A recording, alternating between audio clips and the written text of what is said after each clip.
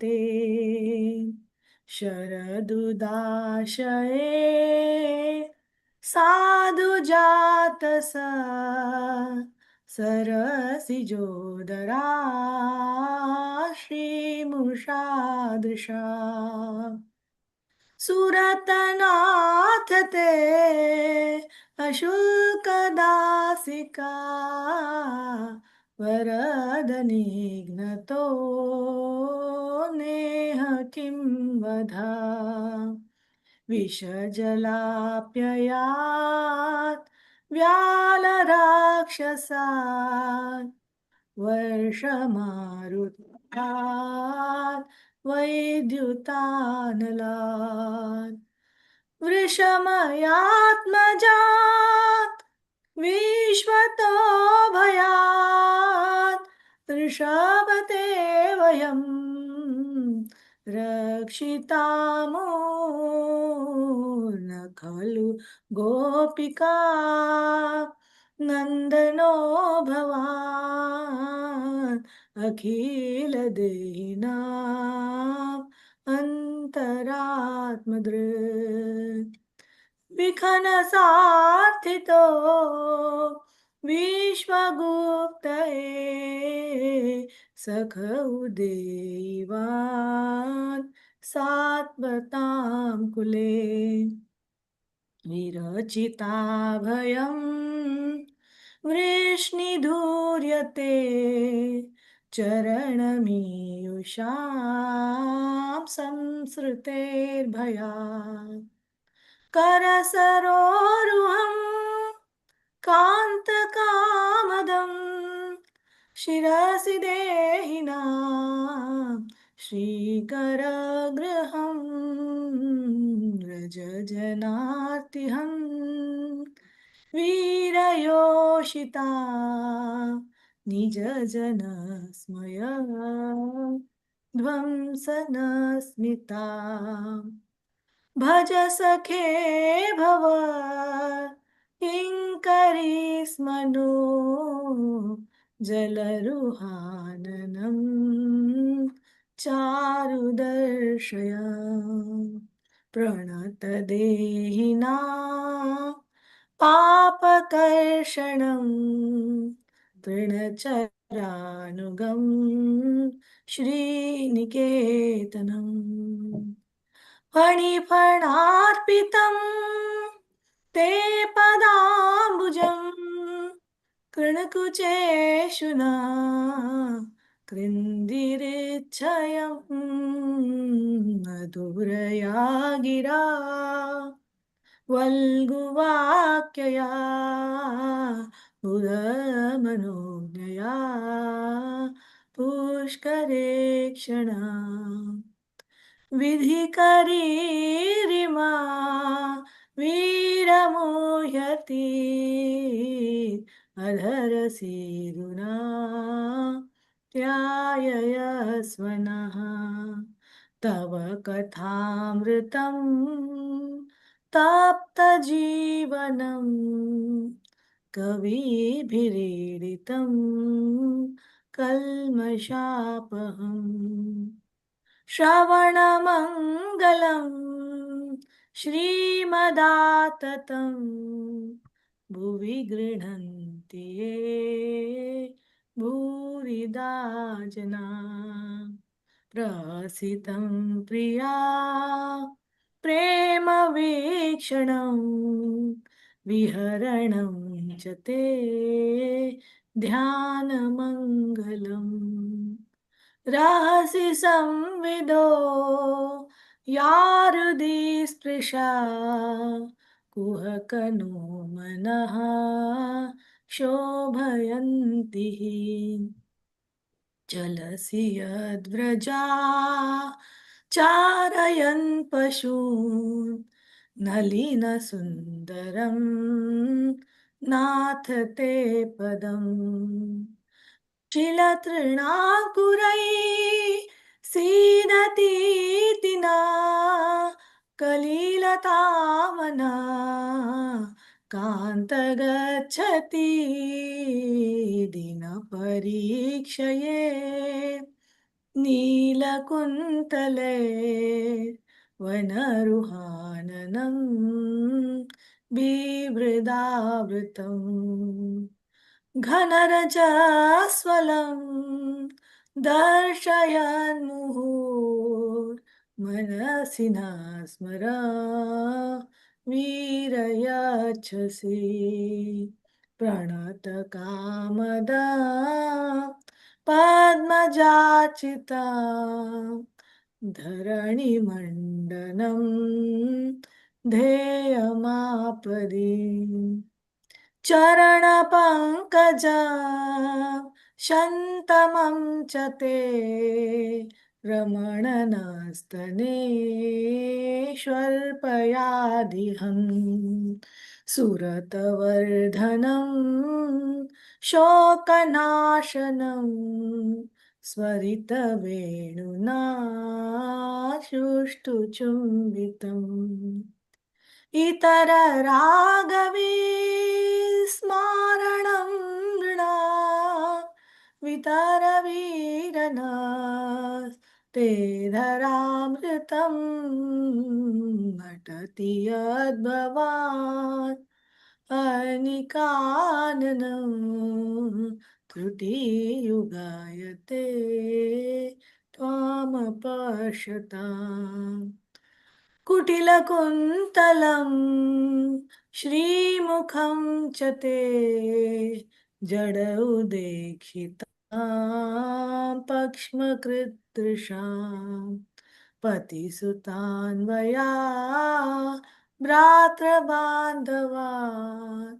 अतिविलम्ब्यते अन्ति अच्युतागतः गतिविधस्तव उद्गीतमोहिता कितवयोषिता कस्त्यजेन्निशीरसि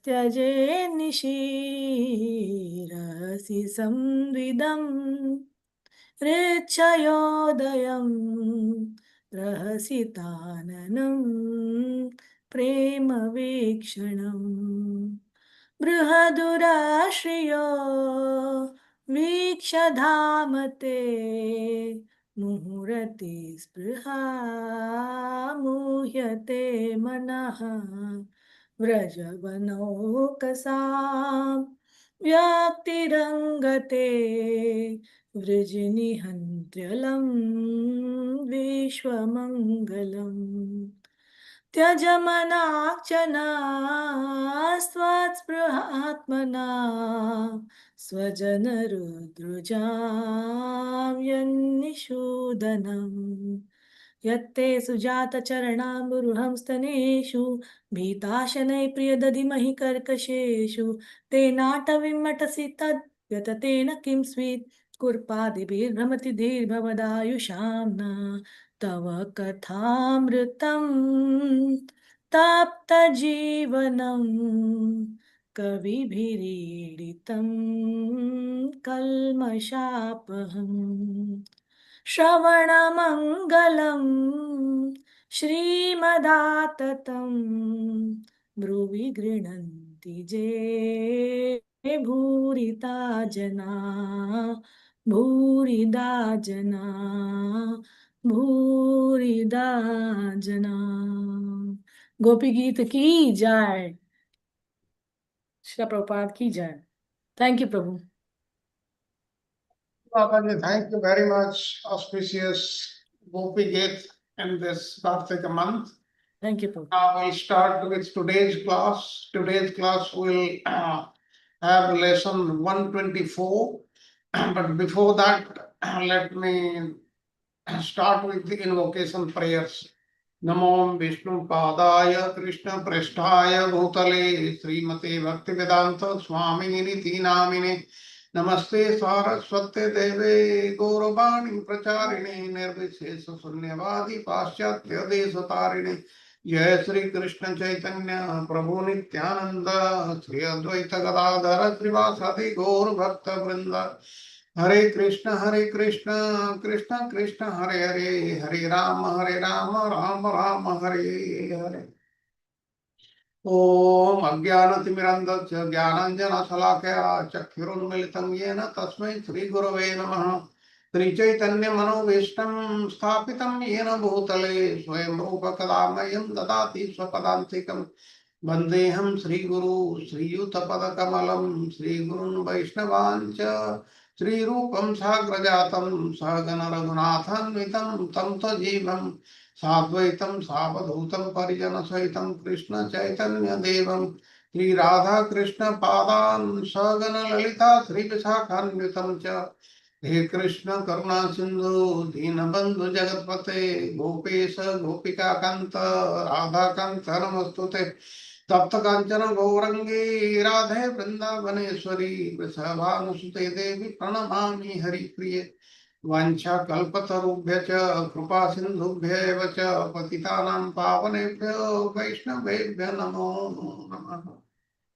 पंचतत्त्वात्मकं कृष्णं भक्तरूपस्वरूपकं भक्तावतारं भक्ताख्यं नमामि भक्तशक्तिकम् जयतां सुरतो पंगुर्मम मन्दमतिर्गति मत्सर्वस्वपदाम्भोजो राधामदनमोहनं दिव्यात् बृन्दारण्यकल्पद्रुमः श्रीमद्रत्नाङ्गर सिंहासनस्थितो श्रीमद् राधा श्रीलगोविन्ददेवो पृष्ठालिभिषेव्यमानं स्मरामि श्रीमान् रासरसारम्भी वंशीवटतटस्थित दर्शनवेणुस्वनैर्गोपीर्गोपीनाथ श्रियस्तु नः श्री कृष्ण चैतन्य प्रभु नित्यानंद श्री अद्वैत गदाधर श्रीवासदि गौर भक्त वृंद। Now we will offer our obeisances to Sri Chaitanya Mahaprabhu and the six Goswamis of Vrindavan. नमो महावदान्याय कृष्ण प्रेम प्रदायते कृष्णाय कृष्ण चैतन्य नमने गौरतिसे नमः. O most magnificent incarnation, you are Krishna himself appearing as Sri Chaitanya, Krishna Chaitanya Mahaprabhu. You have assumed the golden color of Srimati Radharani and you are widely distributing pure love of Krishna. We offer our respectful obeisances unto you. Krishna Varnam Sa Krishnam Sangopangostra Parsadam Yagge Sankirtana Praye Rijayanti Sumedasa. In the age of Kali, intelligent persons perform congregational chanting to worship the incarnation of Godhead, who constantly sings the names of Krishna. Although his complexion is not blackish, he is Krishna himself. He is accompanied by his associates, servants, weapons, and confidential companions. नानाशास्त्र विचारण के निपुणं सद्धर्म संस्थापको लोकानां हितकारिणौ त्रिभुवने मान्य शरण्यकरौ राधा कृष्ण पदारविंद भजनान आनंदेन मत्तालिकौ वंदे रूप सनातन रघुजुगौ श्रीजीव गोपालकौ. I offer my respectful obeisances unto the six Goswamis of Vrindavan, namely Sri Rupa Goswami, Sri Sanatana Goswami, Sri Raghunatha Bhatta Goswami, Sri Raghunatha Dasa Goswami, Sri Jiva Goswami, and Sri Gopala Bhatta Goswami, who are very expert in scrutinizingly studying all the revealed scriptures with the aim of establishing eternal religious principles for the benefit of all human beings. Thus, they are honored all over the three worlds and they are worth taking shelter of because they are absorbed in the mood of the gopis and are engaged in the transcendental loving service of the divine couple Sri Radha and Krishna. Om Namo Bhagavate Vasudevaya Namo Bhagavate Vasudevaya Namo Bhagavate Vasudevaya Narayanam Namaskritya Naram Chaiva Narottamam Devim Saraswatim Vyasam Tato Jayamudiret Nashta Prayesu Abhadresu Nityam Bhagavata Sevaya Bhagavati Uttama Sloke Bhaktir Bhavati Naistiki Hare Krishna Krishna Krishna Hare Hare Hare Rama Rama Rama Hare Hare Hare Krishna Krishna Krishna Hare Hare Hare Rama Rama Rama Hare Hare Hare Krishna Krishna Krishna Hare Hare Hare Rama Rama Hare Hare. With this, I welcome all the devotees to the today's session. Today we will study lesson 124. But before that, let us have a recap of lesson 123. Krishna Prabhuji. So I'll share screen.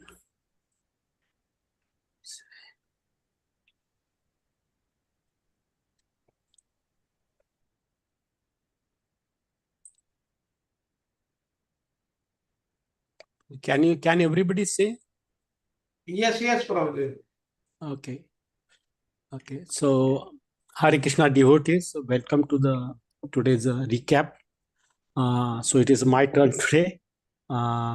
So today we'll be recapping lesson 129, basically Srimad Bhagavatam 10th canto and 84th chapter. We had done this one.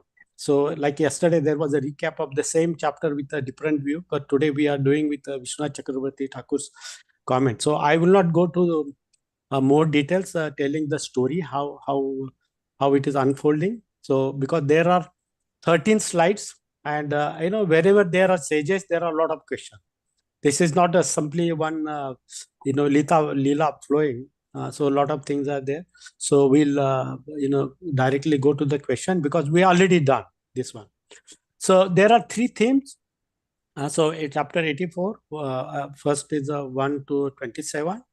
Total 71 slokas are there. Theme 1. There are three themes like yesterday. Again, Mataji did a recap on that. Divine praise and wisdom of wisdom. So how Vishwanath Chakravarti Thakur looks at it.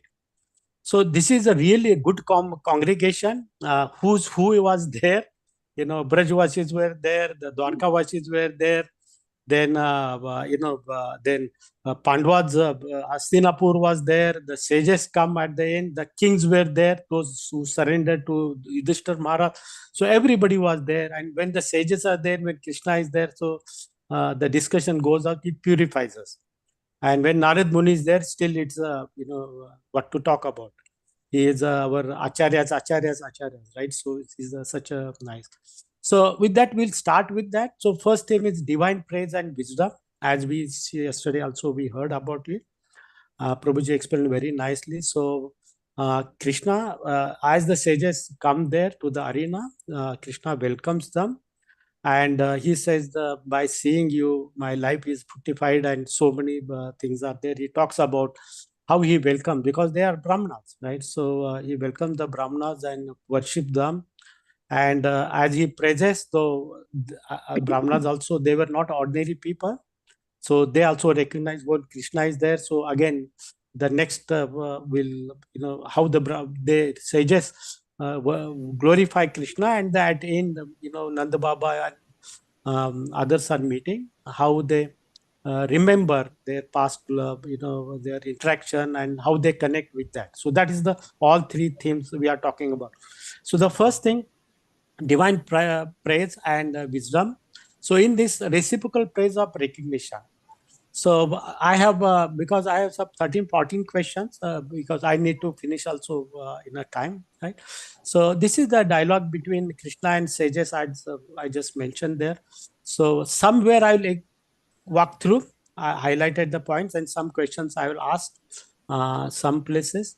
So the reciprocal praise and recognition. So, Krishna is, praising them, and the sages are recognizing. So that is there. So Krishna honors the sages as extraordinary individual embodying yoga, emphasizing the necessity of recognizing divine qualities in others. So that is what the sages are saying. And this theme will come as we go forward, how we should see the others there, emphasizing the necessity of recognize divine qualities in others. This is very important. So I don't have any question because we discuss again like yesterday. So let's go to the next, celibacy. So gopis, always we talk about, Sharad Prabhuji gave celibacy and chastity, right? Celibacy is for the man and chastity for the woman, right? Prabhuji, something you mentioned yesterday. So the gopis coming from, they give everything, and there's a madhurya rasa. So again, there's a parkiyaba, all that mixture of that, it talks about celibacy. And when they are meeting at such a holy place, as a Kurukshetra, so that cannot go because it's a dham, right? It's a dham.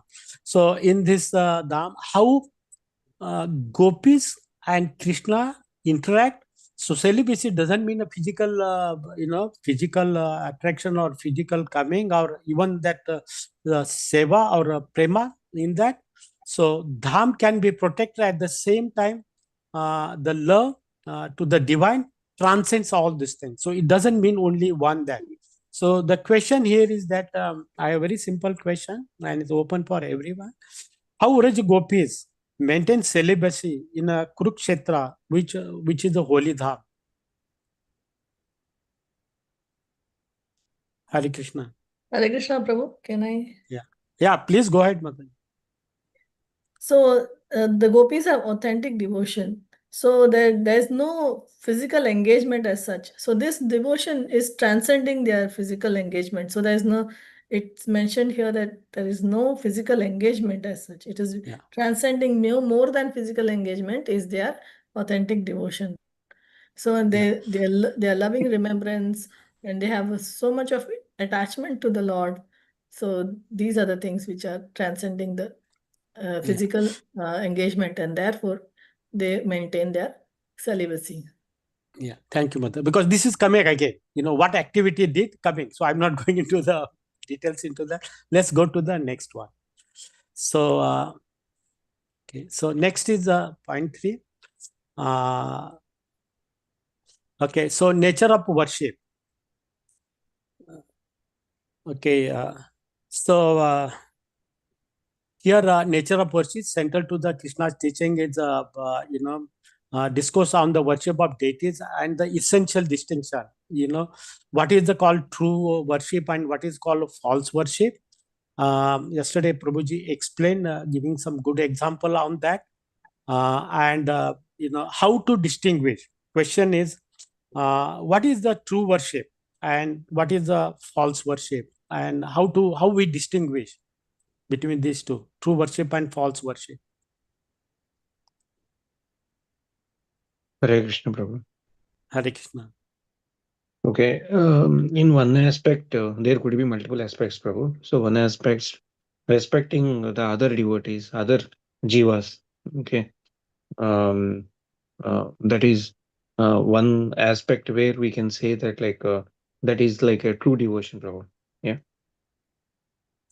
So it is talked about what is which is the false here. So deities, they are talking about the deities, right? It's a worship of deities. Yeah. Anybody wants to add what Prabhuji is talking about?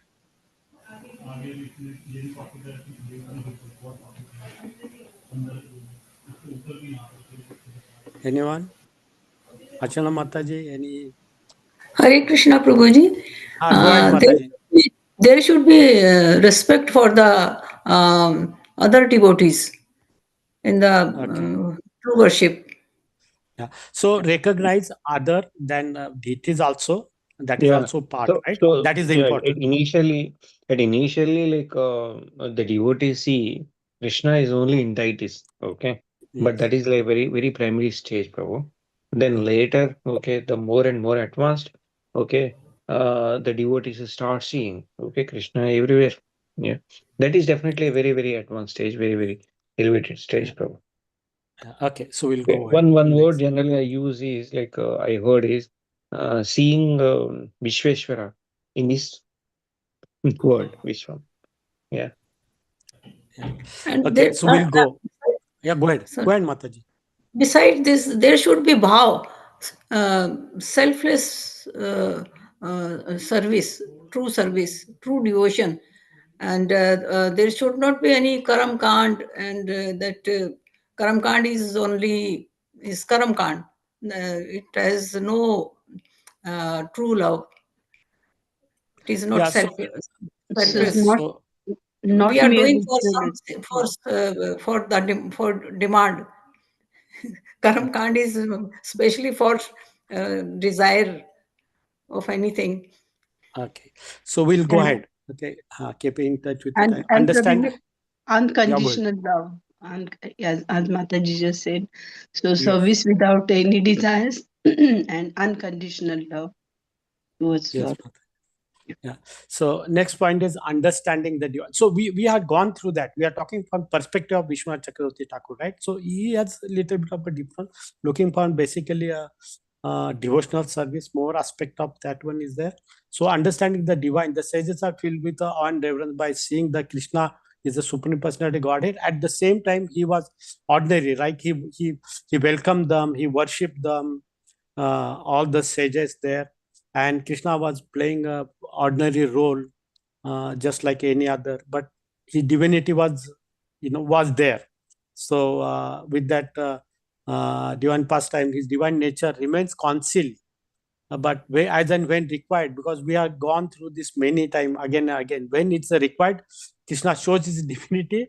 Otherwise, he shows his human like nature, which is relatable. Why he does that? So that we can connect. If the Lord is very high, unapproachable, he is a very supreme, we can't reach, very difficult to connect with that. We may surrender to him, but there won't be love, right? So that is the here. So that's how we understand there. So next is the fifth. Critique of material identification. Here, the true path of wisdom lies in recognizing the self as a distinct from the physical form, aligning oneself with the insight of a wise individual. So again, teaching defines that it's not a bodily concept, right? So we have to the relation is a it's not in the material, but we have to understand beyond that, right? So this is a two path wisdom lies recognizing self is that soul, right, and the body. So as long as we have that wisdom, understanding is there. So that is the aligns with the right of individual. That means aligns with there. So I'll go to the sixth, and I have a question here. Role of knowledge and devotion, very important. So, we were talking about knowledge. This is basically jnana. Knowledge about Krishna is okay, but knowledge about all the Brahman and all other things is there. This knowledge, as it is said that, so before I go, let's have a question, and then maybe we can little bit of elaborate on that. Why the sages feel knowledge is not sufficient to realize the divine?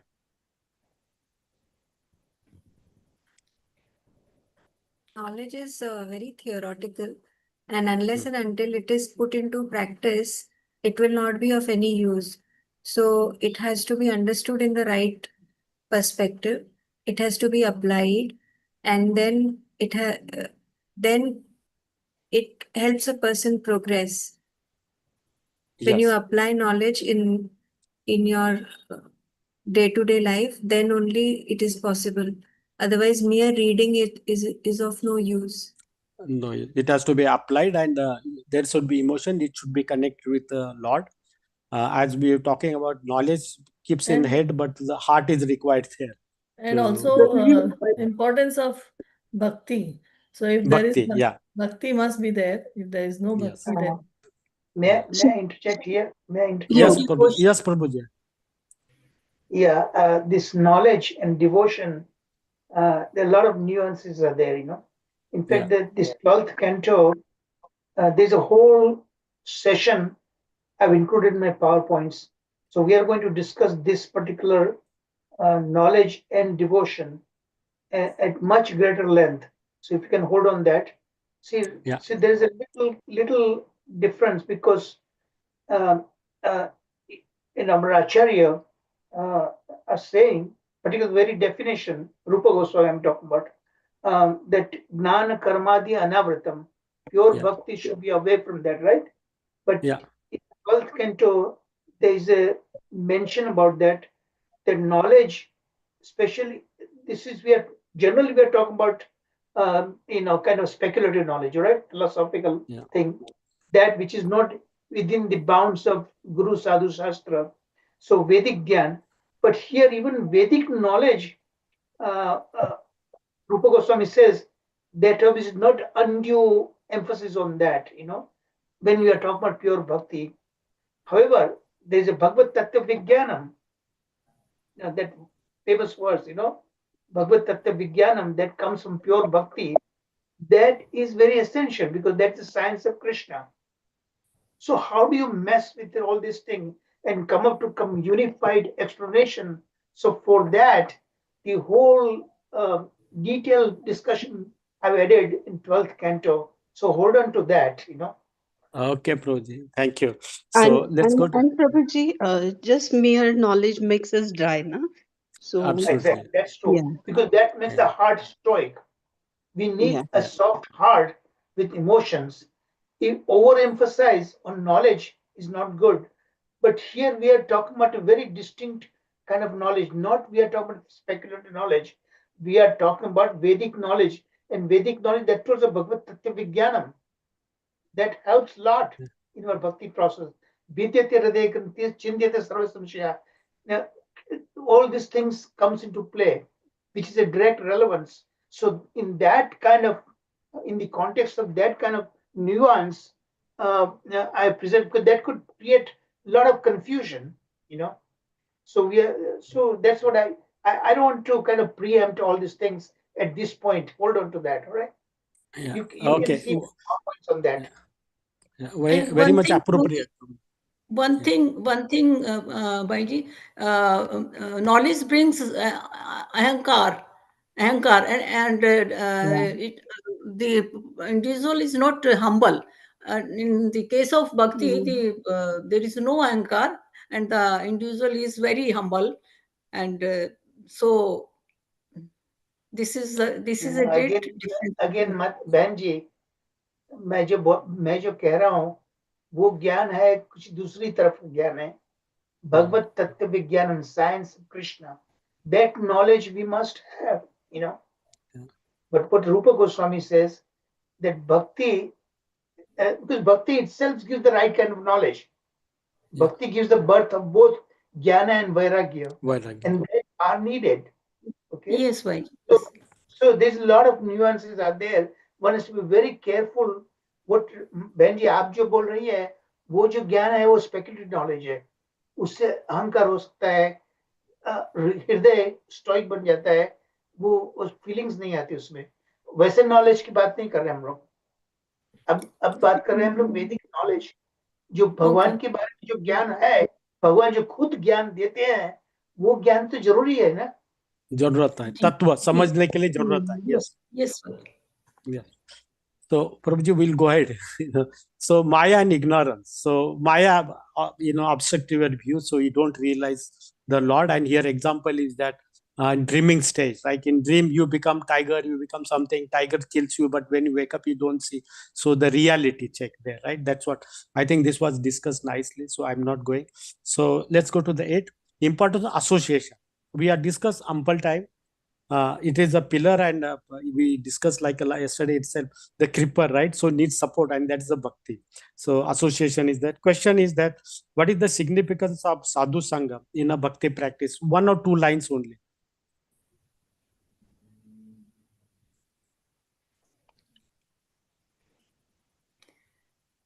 Sadhu sangha is Transformation very of important for spiritual advancement. Sadhu sangha is required because sadhus only correct you, sadhus only guide you. So let's leave. Let's go to the next one. Here, so here one question, like we were talking about gopi, how they maintain chastity. So I'll take one question because we are also having time shortage. What specific practice? Okay, how Vraj gopis engage their celibacy of devotion in a Kurukshetra? So they physically they met, but they use their love, they use their service in a different way. So what activities they did here? Gopis. They did all the activities that they were doing, like singing devotional songs and cooking and serving the pilgrims and attending their needs. So they were doing this activities with a lot of love, and inside they were intensely meditating on Krishna. Correct. So yeah, that is fair enough. Thank you, Mother. So we'll go to the question 2. I have one question. How can devotee cultivate divine qualities in others?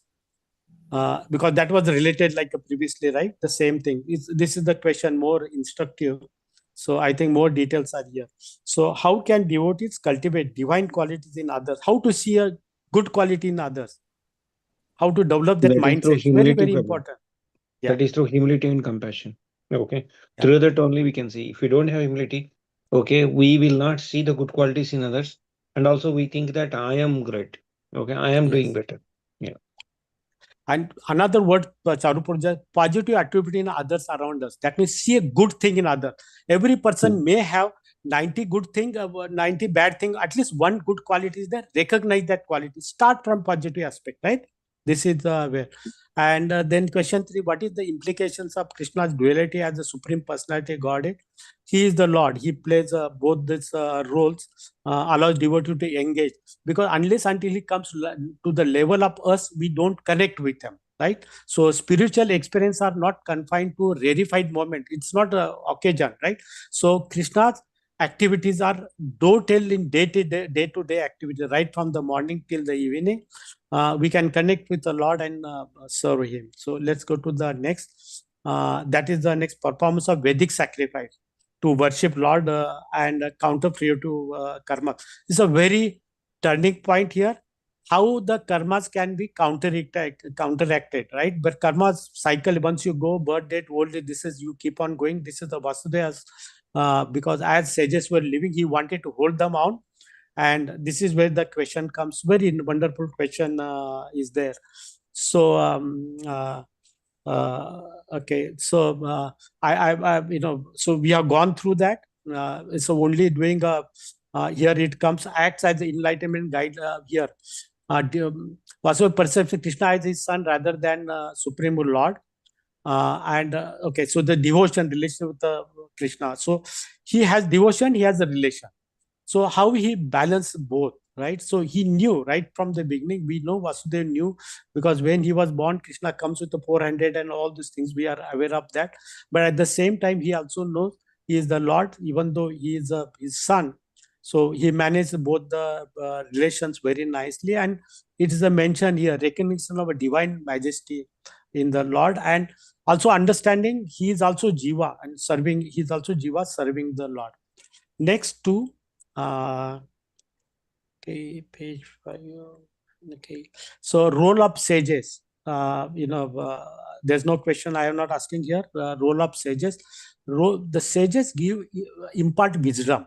Okay, that's the Vedic knowledge they give. Act as the enlightened guides, imparting valuable wisdom and emphasizing the necessity of acknowledging Krishna's divine essence. So in this case also, because connecting with the Vasudev, he has one personal relation as a son. Also at the same time, Krishna is a divine. So this kind of a knowledge, it's required. So go to the third, karma, and yes, here is a question. Karma and sacrifice. Okay, so question here is how to overcome cycle of karma and its reactions. We discussed a lot yesterday.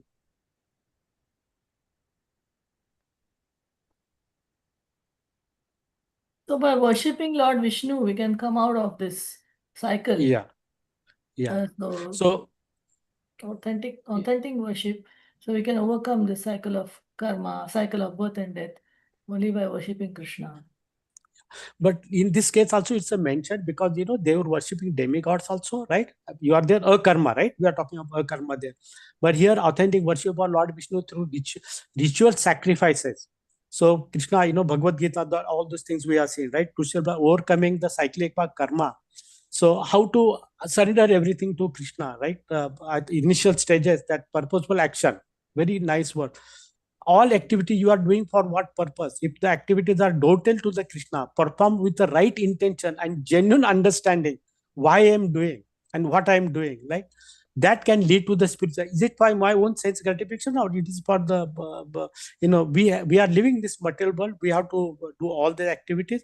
How we can dotal and eventually that activities, or maybe a karma yoga. Charuparviji can add to into this one. Maybe the karma yoga, but any worship of Lord Krishna is a karma, and that nullifies everything. Okay. So third, fourth. Okay. Fourth, detachment and realization. Okay, I have a question here. Why sages ask Vasudeva to engage in acts of charity and sacrifices? Yeah, act of charity and sacrifices. But this is where the question lies here.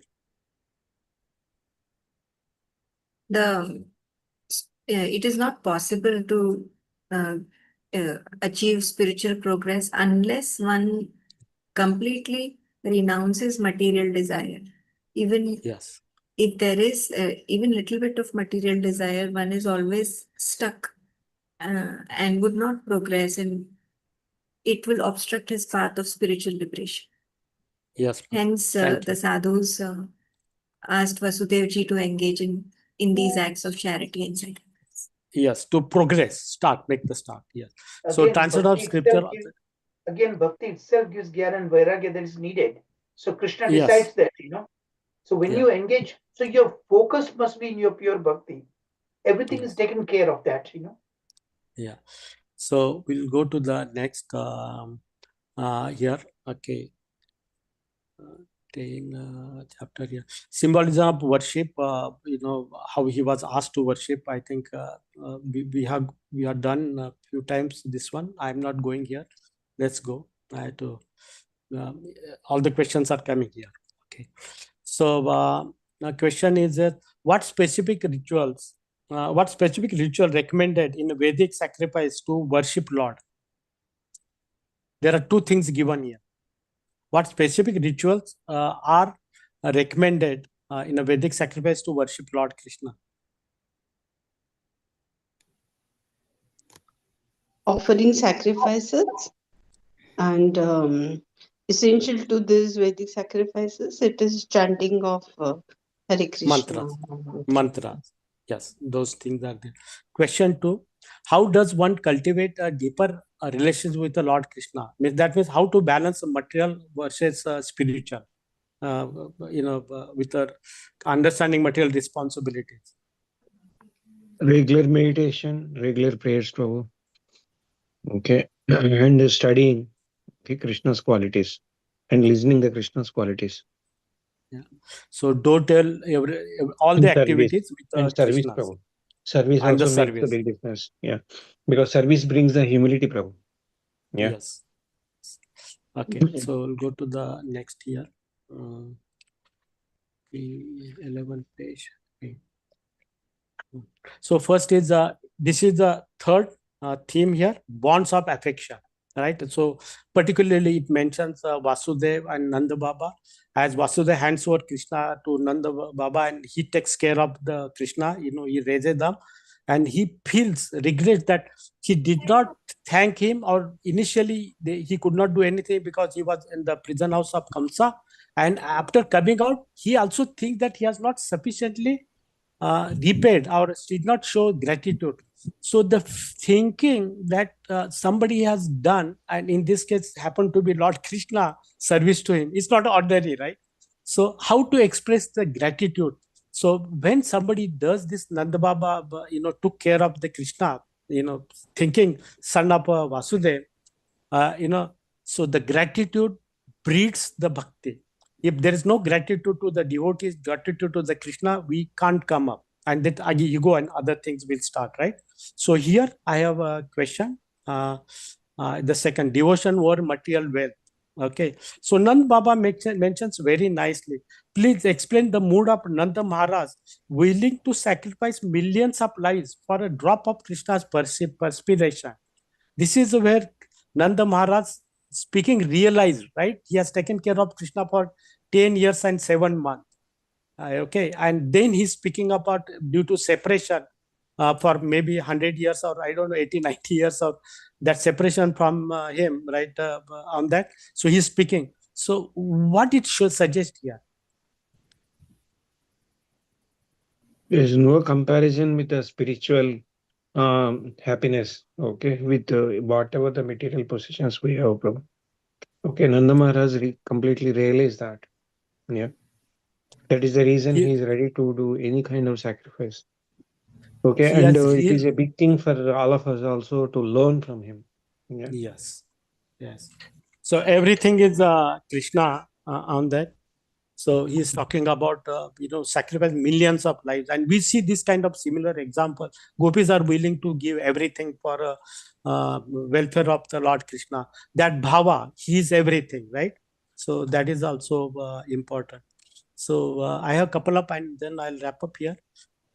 Third is the separation and longing. We are done ample time again and again. So here I have one question on 12 here. So please explain Vrajavasis enduring immense sorrow due to Lord Krishna's absence. here. Yeah, the feeling of separation amongst Vrajavasis intensified their devotion, as So there that was feeling of and the desire for reunion with the Lord. So Allah. it enriched their spiritual experience. Yeah. So because they were missing for almost so many 70, 80 years, right? So they did not see. And as they were saying, immense sorrow, expression, longing, right? And I think we have gone through many times on that. So here I have one more question here. Fourth here, omniscience and divine plan, because Krishna is everywhere, right? So his presence is everywhere, and the divine plan. Krishna shows to Nanda about his future encounters, and this is very nicely explained by Vishwanath Chakravarti Thakur. So question is how Krishna could convince Nanda Maharaj that he could soon unite with him, because they were trying to give gifts, expensive gifts, and all that. If you can see, go through that, but Brajvasis is not. They were not happy. So something happens there. So everybody was saying, and Nanda Baba wants Krishna to come and join him, but as he has to go back, and from there, otherwise, how they can justify Dwarka? Like they came together, Krishna doesn't go, and all this thing was there. So Krishna does something in that, and he promises. Does anybody remember what was Krishna's assurance to Nanda Baba? And that promise, and Nanda Baba went very happily. Krishna gives permission that he will come definitely. Krishna says after killing Dantavakra, then he will come to Yes. Braja. So he gives the road plan. He knows, tells Nanda Baba, these are the future things are happening. Definitely, I miss you. I will come back and meet. And Krishna goes there, right? That is one. So the last question is that I think maybe one more question, and then we'll close here. Unyielding devotion, Ananya Bhakti. Okay. Why Vrajavasis refuse to accept expensive gifts, basically kind of bribe? I don't know whether I can use that word or not, to let the Krishna be undisturbed. So they were not happy with the gifts, whatever nice gifts they were giving to them, Brajvasis. So they thought they will take happily and go. So how will you see this one? They were not interested in anything else other than Krishna. So Other than Krishna. Had they accepted it, it would have shown that, they are interested in something else. But it was very clear that they need only him, nothing. They don't even need their life without him.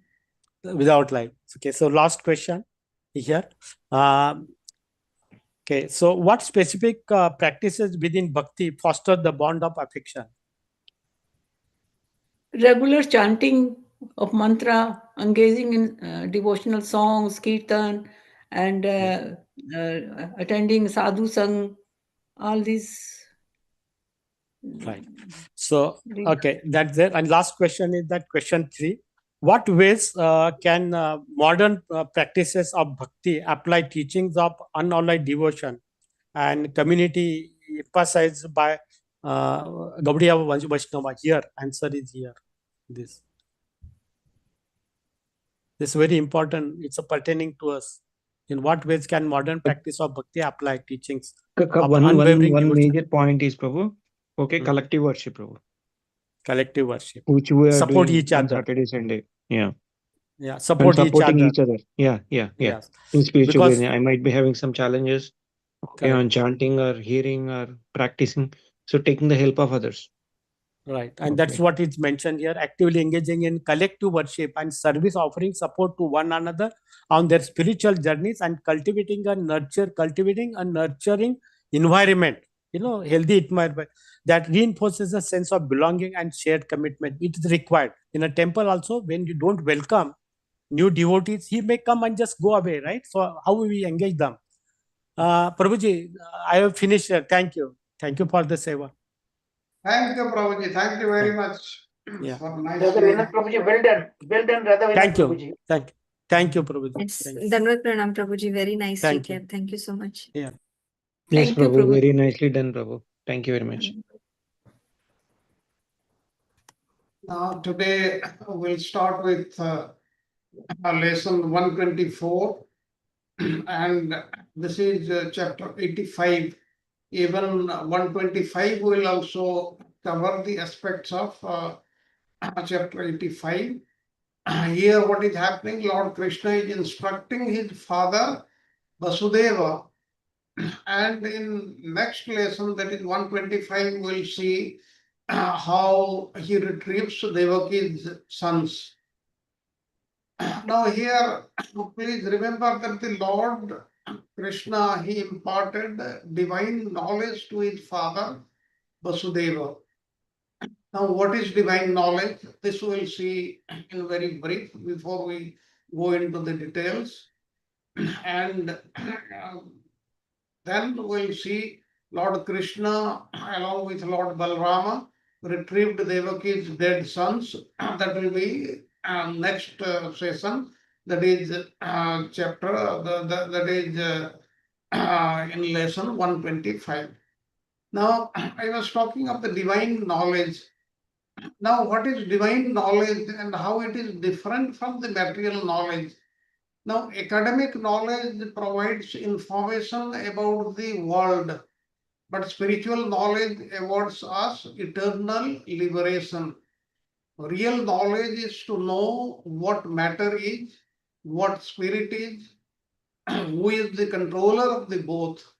And such knowledge must transform one's heart by invoking our divine nature, which is expressed by displaying divine qualities.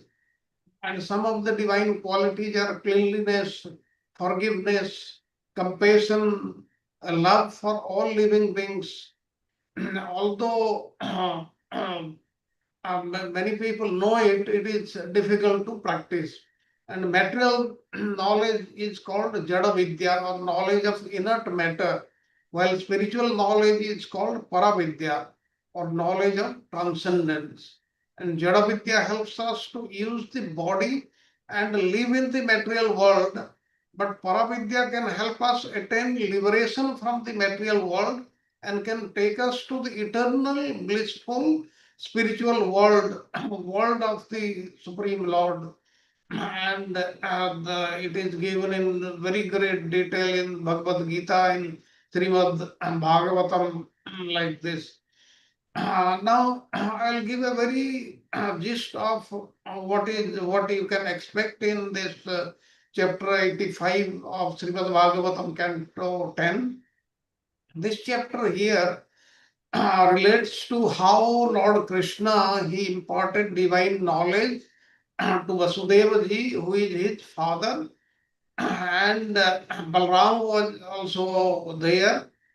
And having heard the visiting sages glorifying Lord Krishna, Vasudeva, he ceased to regard Krishna and Balrama as his sons and began praising their omnipotence, omniscience, as the supreme personality of the Godhead.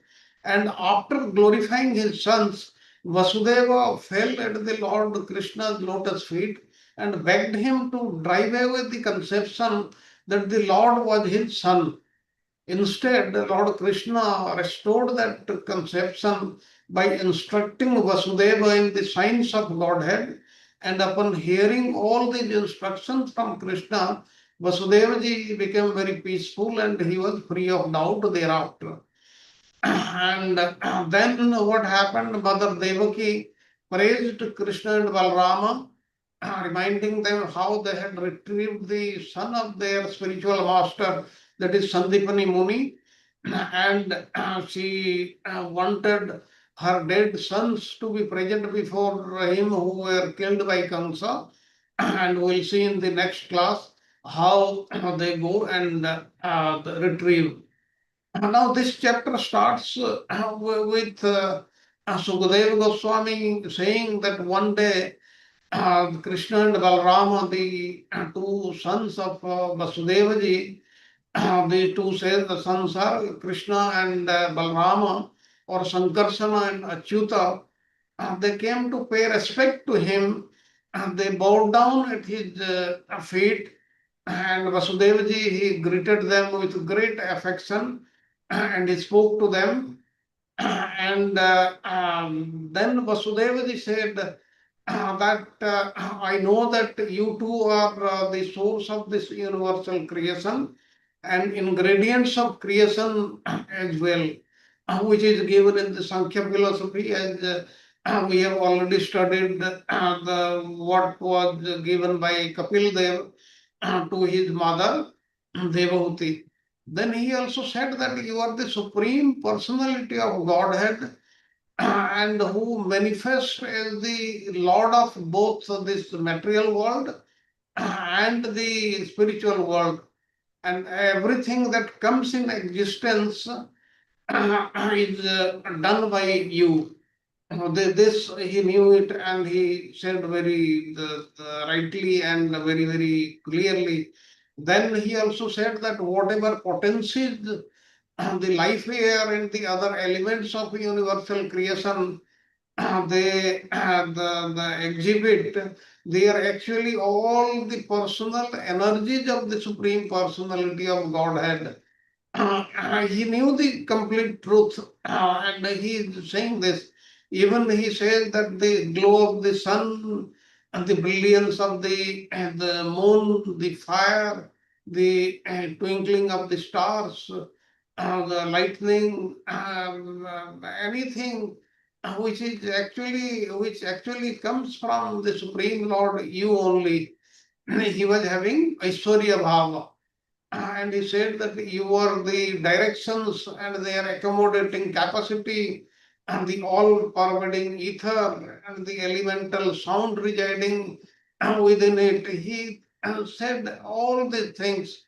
And here, somewhere, Vishwanath Chakravarti Thakur says that whenever one of the material senses is involved with its object, the presiding demigod of that particular sense organ must give his sanction.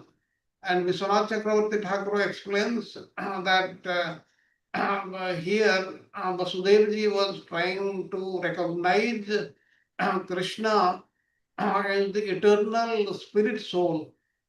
And he also said that you are the false ego in the mode of ignorance, which is the source of physical elements. This we have seen in very great detail. And he said that the modes of material nature, the three modes together with their functions, they become directly manifest within you. And you are the Supreme Lord. And thus all these created entities, the transformations of material nature, they do not exist except when material nature manifests within you. But aside from such periods of creation, you stand alone as the transcendental reality. He knew all these things which are given in the Shastras, which we have been learning.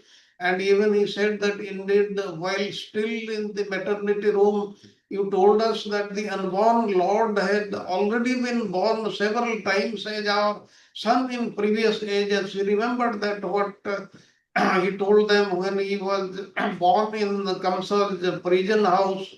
And he said that after manifesting each of the transcendental bodies to protect your own principles of religion, dharma sansthapanarthaya, you then made them unmanifest, thus appearing and disappearing like a cloud.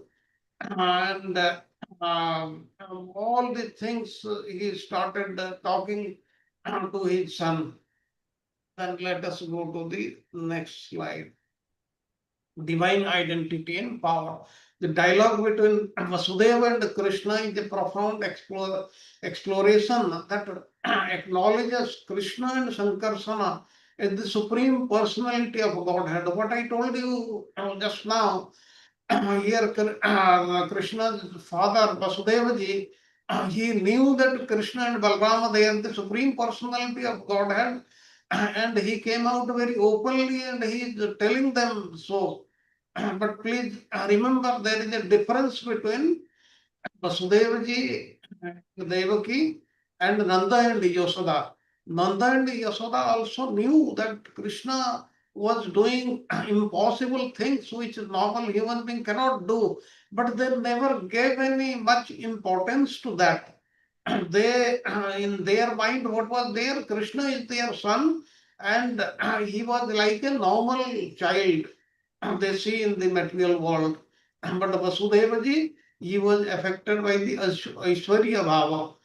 Now Vasudeva perceives them not merely as his sons, but as the very source of universal creation that we saw. And this recognition underscores the idea that divinity transcends personal forms and encompasses the entirety of existence, illustrating God as both immanent and transcendent. Now, the Supreme Lord is totally spiritual, but when he comes to this material world, he takes the form of a human being, and the devotees, they know that he is the Supreme Lord, and others, they take him to to be a normal human being. But please remember that though he looks like us, look like a normal human being, his body is much different than ours. That is transcendental. Our body, they get destroyed after some time, but his body remains as it is forever, from time immemorial. And unity of existence, Krishna, the response to Vasudeva reveals the intricate interconnectedness of all beings. Now, in the creation of the Supreme Lord, in this creation, this material world, spiritual world, all these beings which are there is a connected, they are connected. They are not disconnected at all. He emphasizes that not only he and Sankarsana, that is Krishna and Sankarsana, that is Balrama, but all living entities and the material world should be perceived through a unified philosophical sense. This insight highlights a deep understanding of unity within diversity. Though this material world looks diverse, but still there is unity. How? All have originated from the Supreme Lord, and our souls, they are part of the Supreme Lord, and that's why the in principle, in quality, we are same as the Supreme Lord, but in quantity we are much less. That's why there is a difference. Now, how? I'll give a simple example. Like say the water in the Ganges. The Ganges river is flowing. Now that water is so pure, the river is so pure that just by looking at it, one gets purified. What to talk of sipping some water of it? But there, even the dogs, the other animals, they are also drinking that water. But that water is not becoming impure. But suppose you have brought some Ganges water in a pot, and in that pot, some animal like dog or cat or any other animal tries to drink it or touches it, that gets impure. The same Ganga water, but the same water which the dog was eating from the Ganges, that is pure. So this is how the difference between us and the Supreme Lord. The Supreme Lord is all pure, but in us, the soul is pure, the soul is transcendental, it doesn't die. But what else? The other things which are there, that is the material body in which the soul is there, that is not permanent. Now, the material nature means dissension and disengagement, especially in this Kali Yuga. But for this Krishna consciousness movement is its success depends on agreement, even though there are varieties of engagements. In the material world, there are varieties, but there is no agreement. In the spiritual world, there are varieties, but there is agreement. If you remember Brihat Bhagavatamrita, there it is given very, very clearly in the spiritual world in Golok Vrindavana.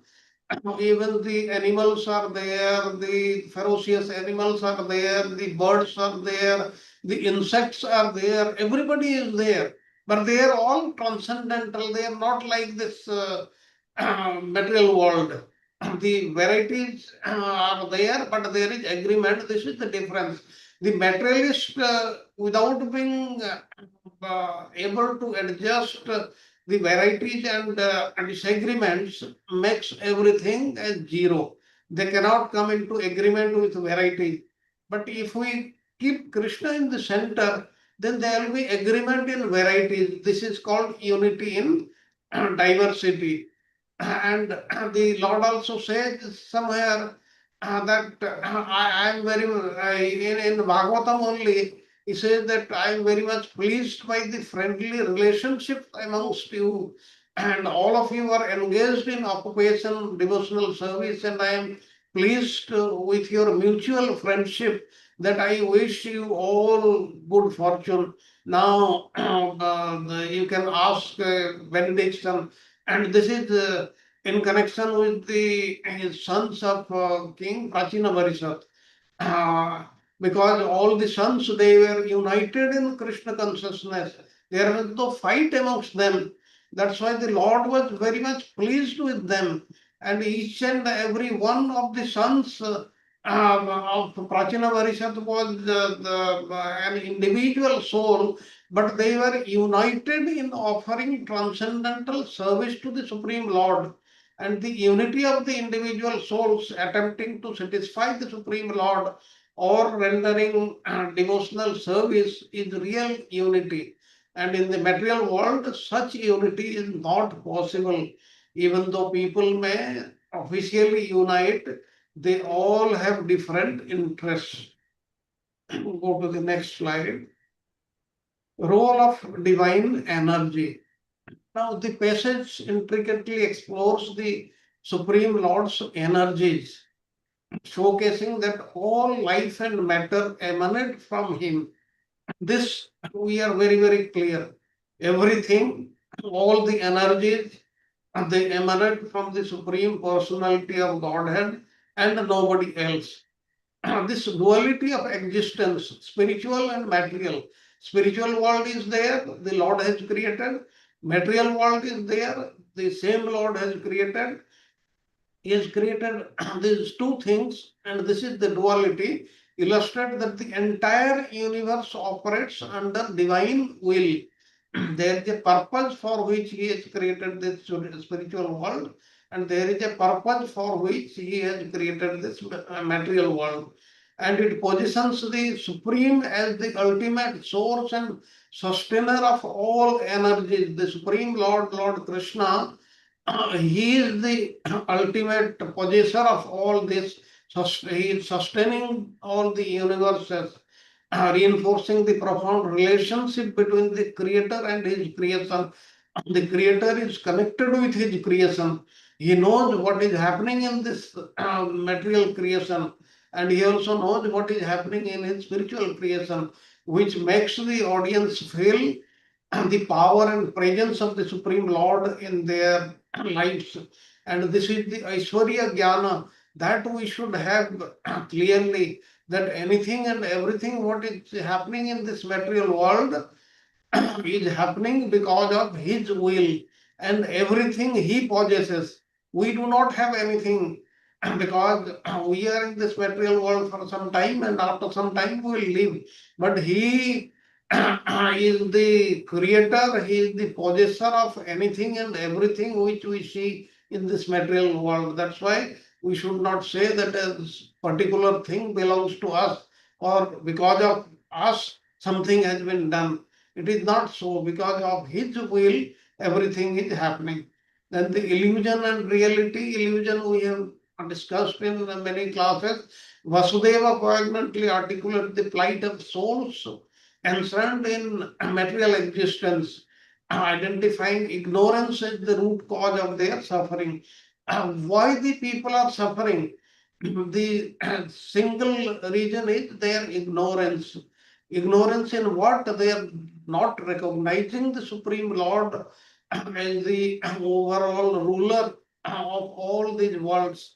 The mention of Krishna's illusory energy, a powerful force that deludes living entities into thinking they are separate from the Supreme, serves as a profound reminder of how attachment to the material world can lead to a skewed perception of one's true nature.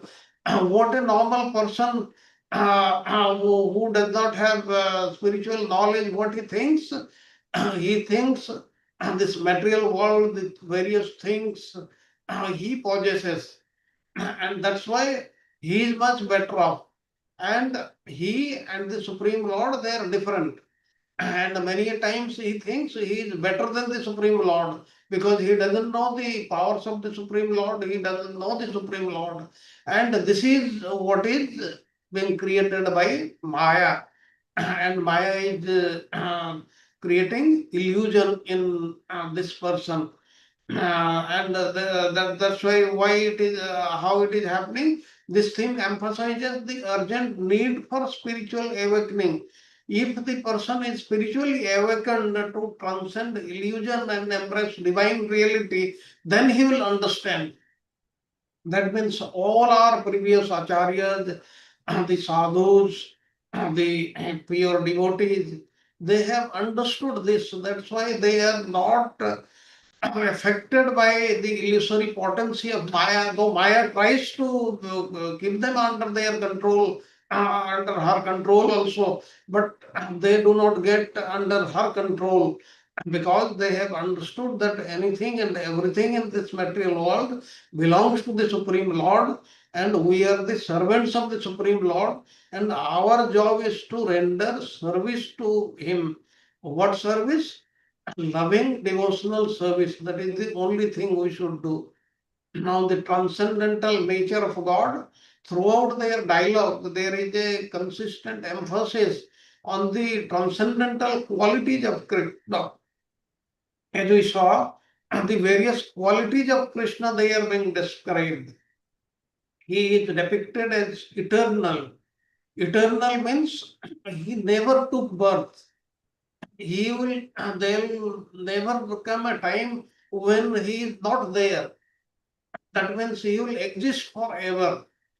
And how can somebody say that he never had birth, he never came into being, he has been here eternally? Now, this time factor, this is the material time. It starts at a particular point and ends in a particular point. But the Lord is not affected by this time.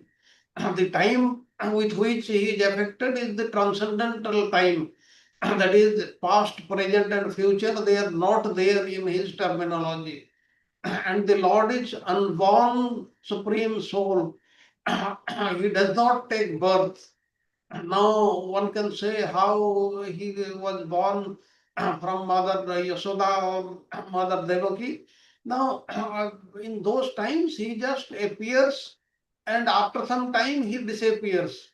He never is born, but it seems that he is taking birth. But that is not so. The actual thing is that he is appearing and disappearing, then existing beyond the constraints of the material world. The rules of this material world, they are not applicable to him. Maya is an energy of the Supreme Lord and is a servant of the Supreme Lord, and the Lord never comes under Maya. That means any of the things in the material world, they are not applicable to him at all. And this understanding invites devotees to discover divine presence in every aspect of life, fostering a relationship with the Supreme grounded in deep reverence and devotion. If we see the Supreme Lord under these conditions, then we will start loving Him, we'll have devotional respect for Him. Then go to the next slide.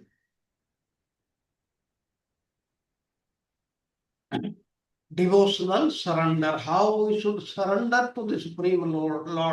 Now, knowing his transcendental qualities, let us see what Vasudevaji is feeling.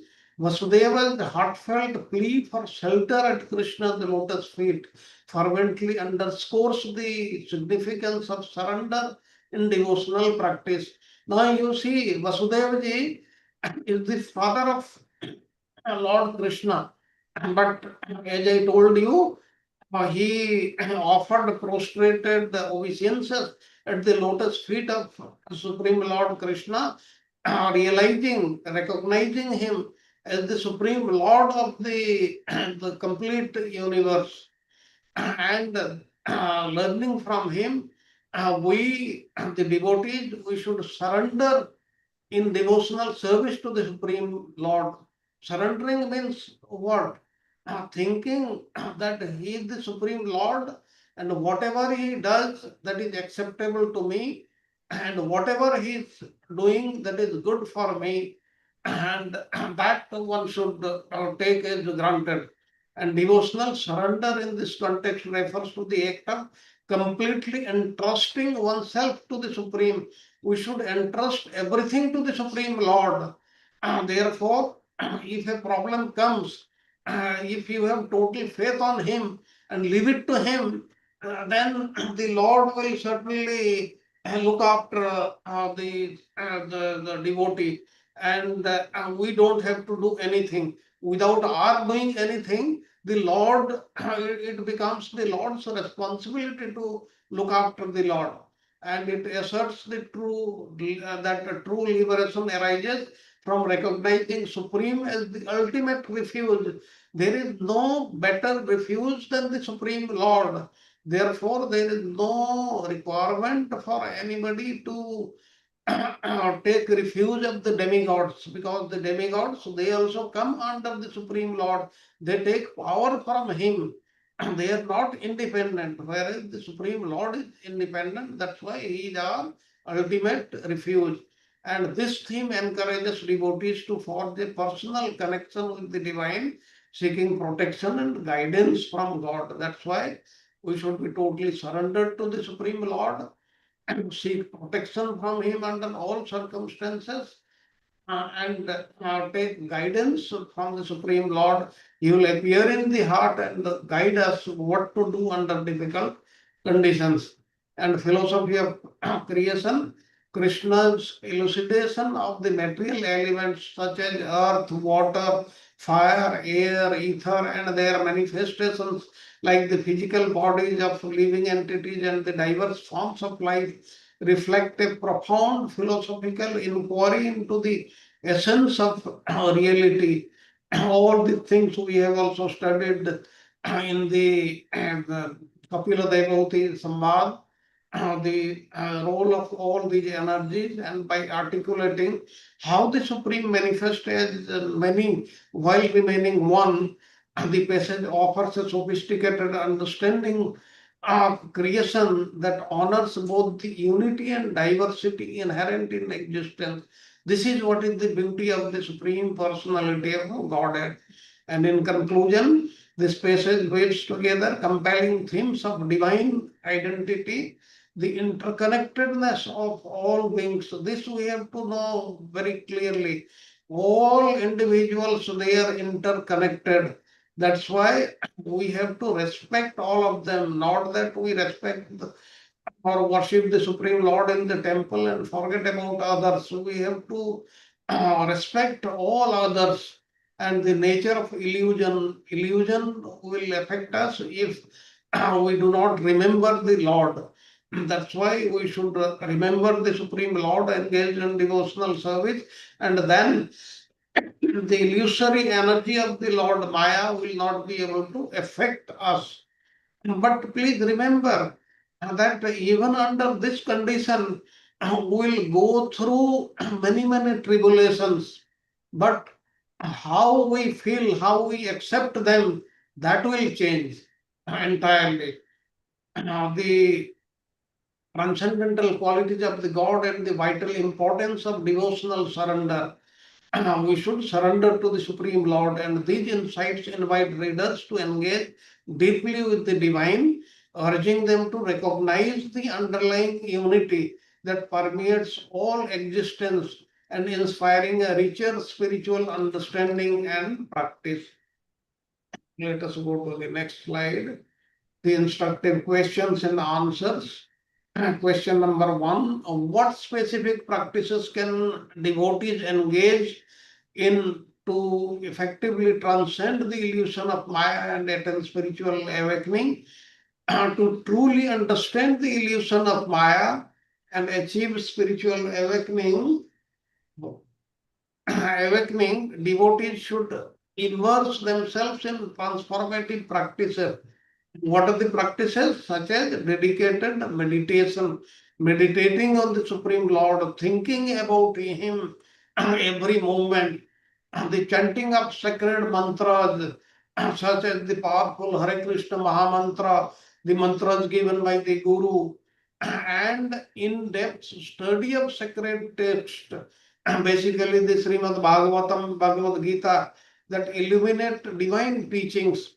And these spiritual activities not only uplift the soul, but also forge a profound connection with the Supreme. Now, if we do all these things sincerely, then what will happen? We will be able to establish a connection with the Supreme Lord. He will speak to us in our heart, and we will be able to speak from our heart to the Supreme Lord. He will understand, and we will also understand what He is saying. And engaging in communal devotional acts, we should work together as a family, as friends, all together, such as service and worship can further nurture awareness and deepen one's relationship with the divine. All these things, please remember, we should do. And the second question: how can individuals cultivate a deeper understanding of the unity of existence in their daily lives? Individuals can enrich their understanding of unity of existence by embracing mindfulness and cultivating gratitude in every experience. Now, if you see anything and everything in this world, if you see your family members or friends, or even outside, if you see trees or anything, if you analyze, you'll think, you'll realize that they have given you something. And if they have given something, we should express our gratitude to them.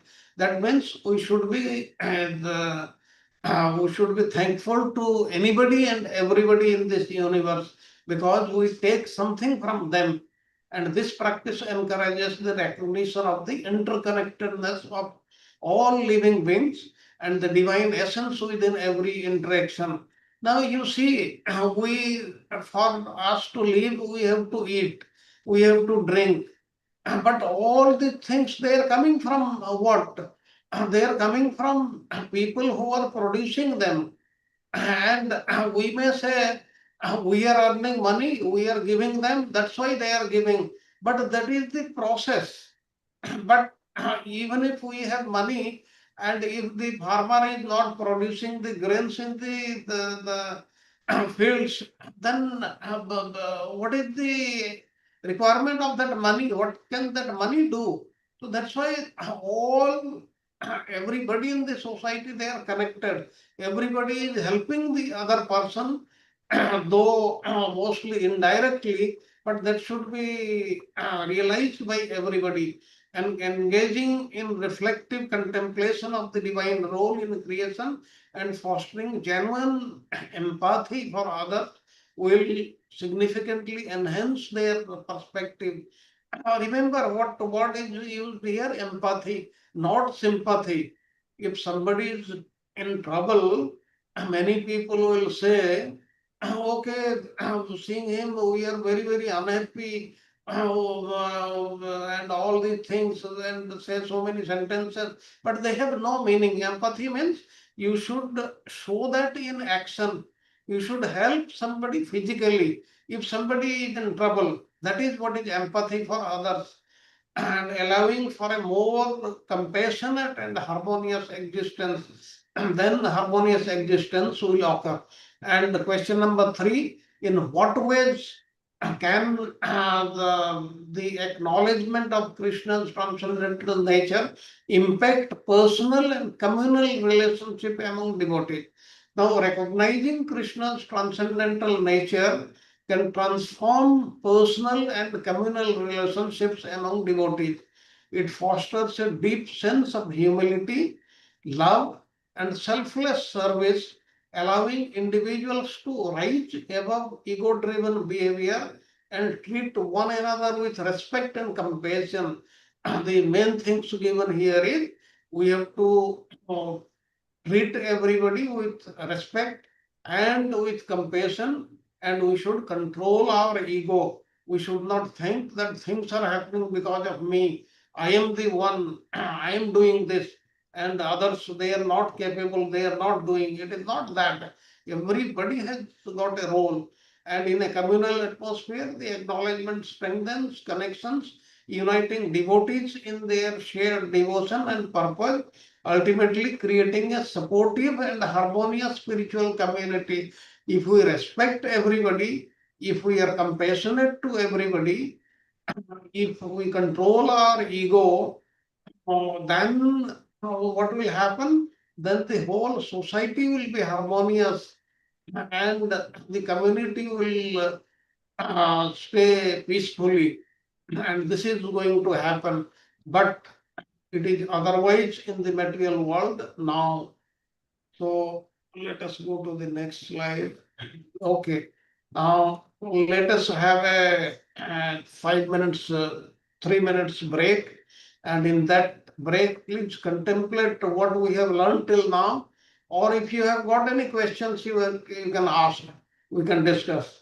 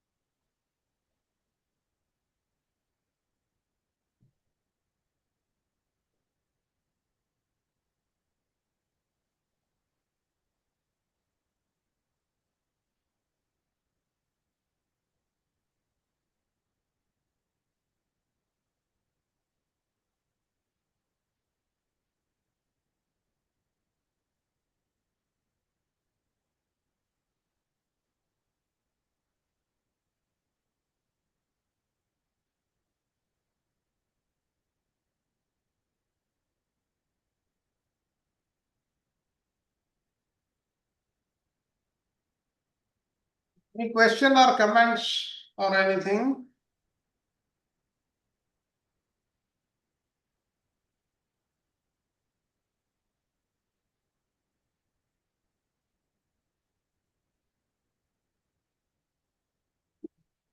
Okay, if none, then we'll go from where we left.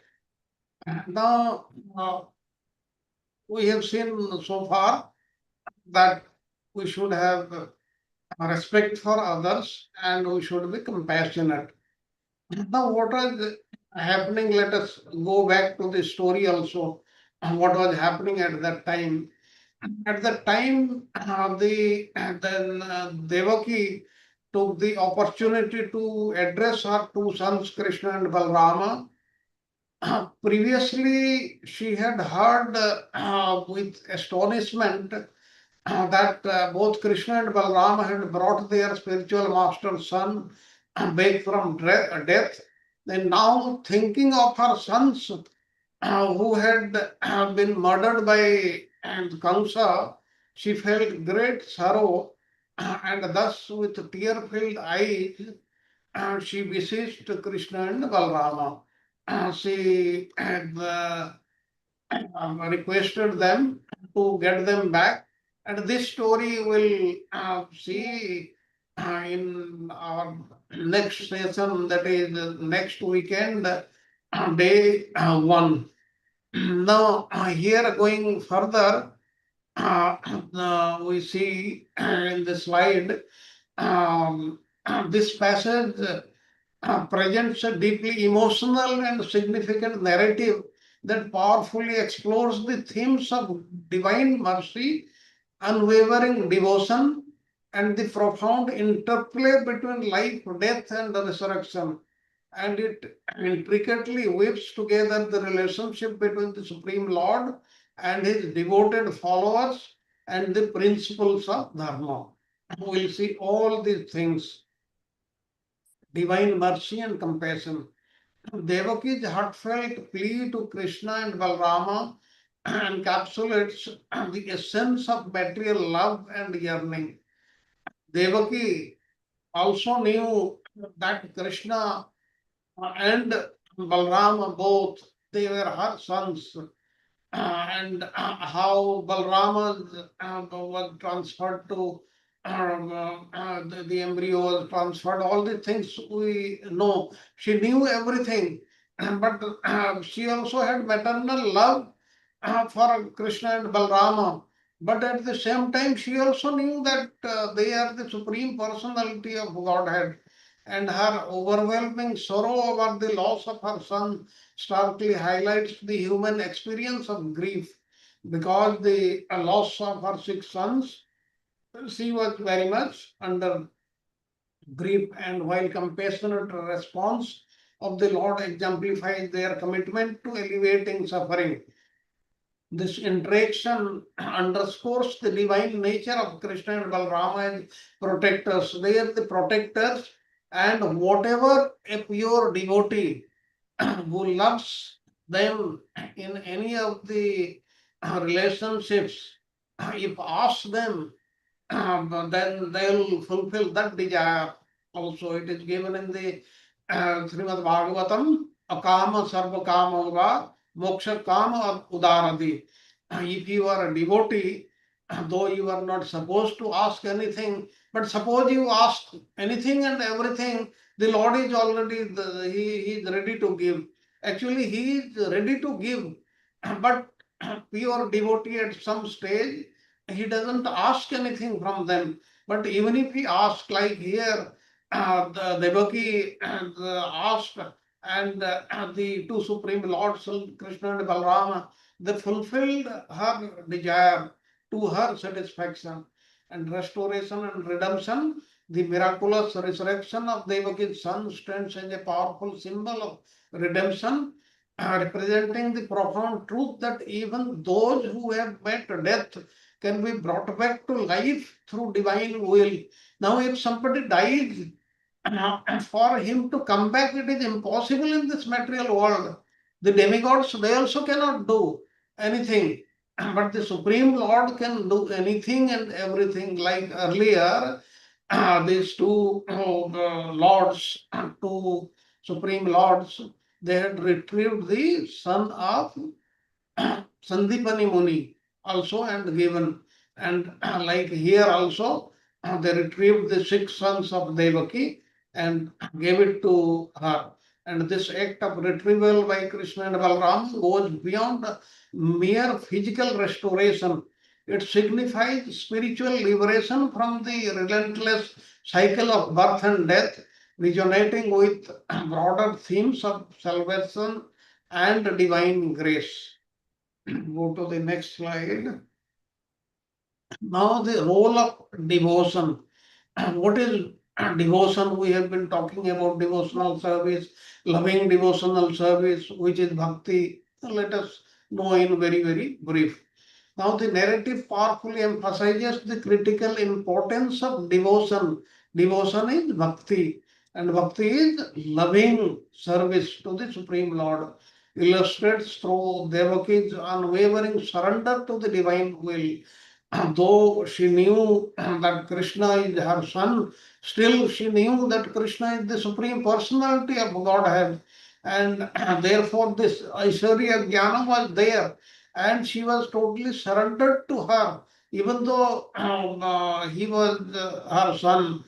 And her recognition of her son's divine essence and her heartfelt plea for their intercession revealed the transformative relationship between the devotee and the divine. The devotee and the divine, they are connected very, very closely. Anything happens to the devotee also happens to the Supreme Lord, and it is his responsibility to help the devotee under those circumstances. And the text reinforces that genuine devotion can yield miraculous results. If we are genuinely, truly devoted to the Supreme Lord, then any and every miracle can happen. Passionately affirming the potency of faith. Now, you would have heard, you would not have heard, I have heard many true stories of the Vrindavana sadhus who have cured even somebody whose both the kidneys were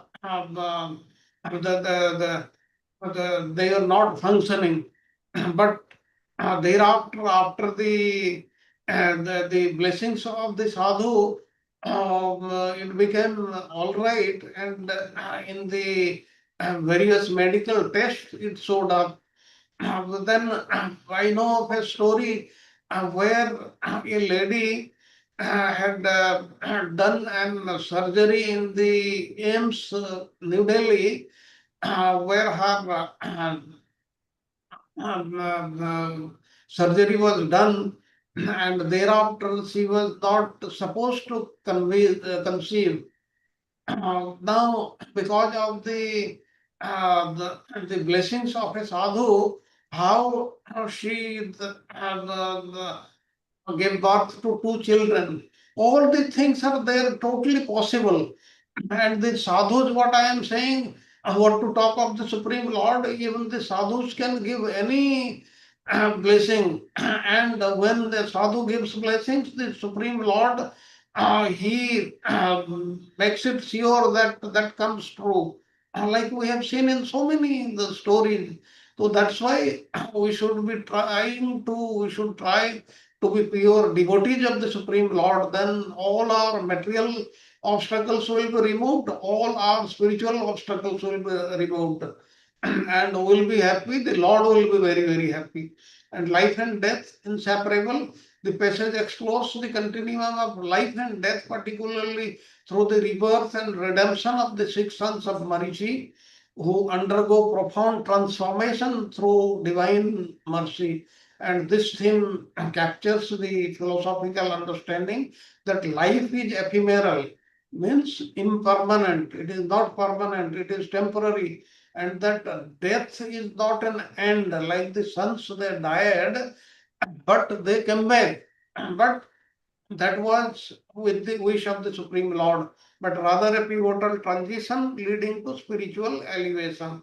Now, the nature of reality and illusion, Maya, Devaki's realization that the entire episode may be an illusion corrupted by Krishna invites profound contemplation on the nature of reality and perception. How the six sons of Devaki had died a long time back and how they have come back.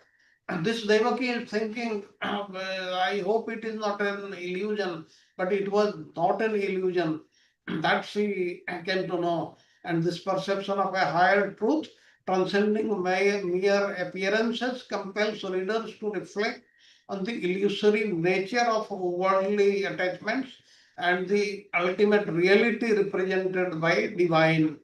all our relationships, all our emotions, all our attachments with material things, with the relations, various relations, they have an end. They are not true actually, and that is what is known as Maya, the effect of Maya.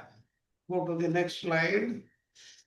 Universal appeal of divine grace. The narrative culminates in the recognition that pastimes of Krishna serves as an eternal wellspring of inspiration for devotees, highlighting the universal essence of divine grace.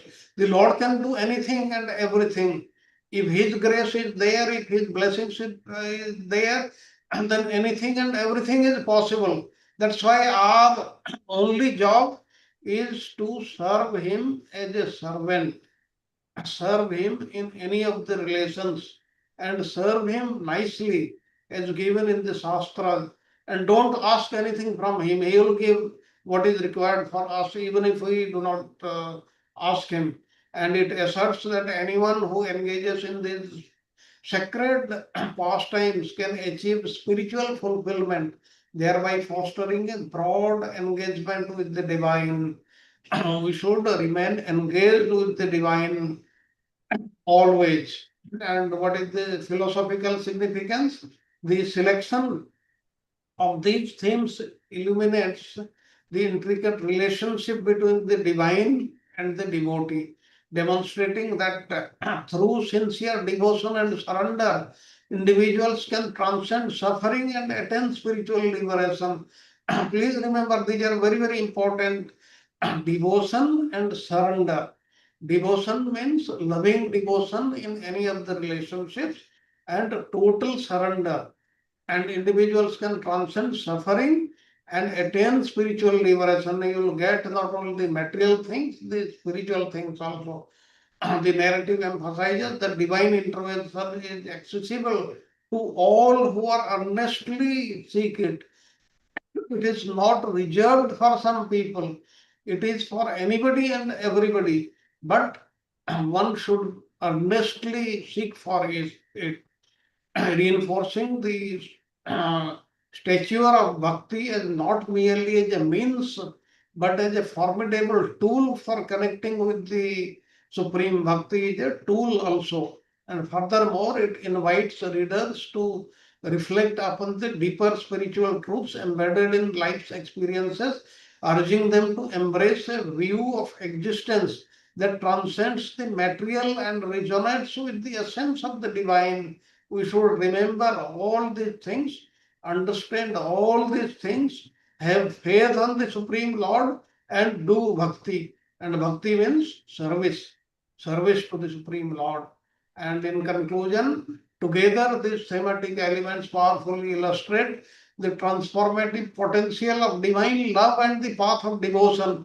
They not only lie at the heart of the teachings of the Bhagavatam, but also serve as an enduring beacon of hope and inspiration for all seekers on the spiritual journey.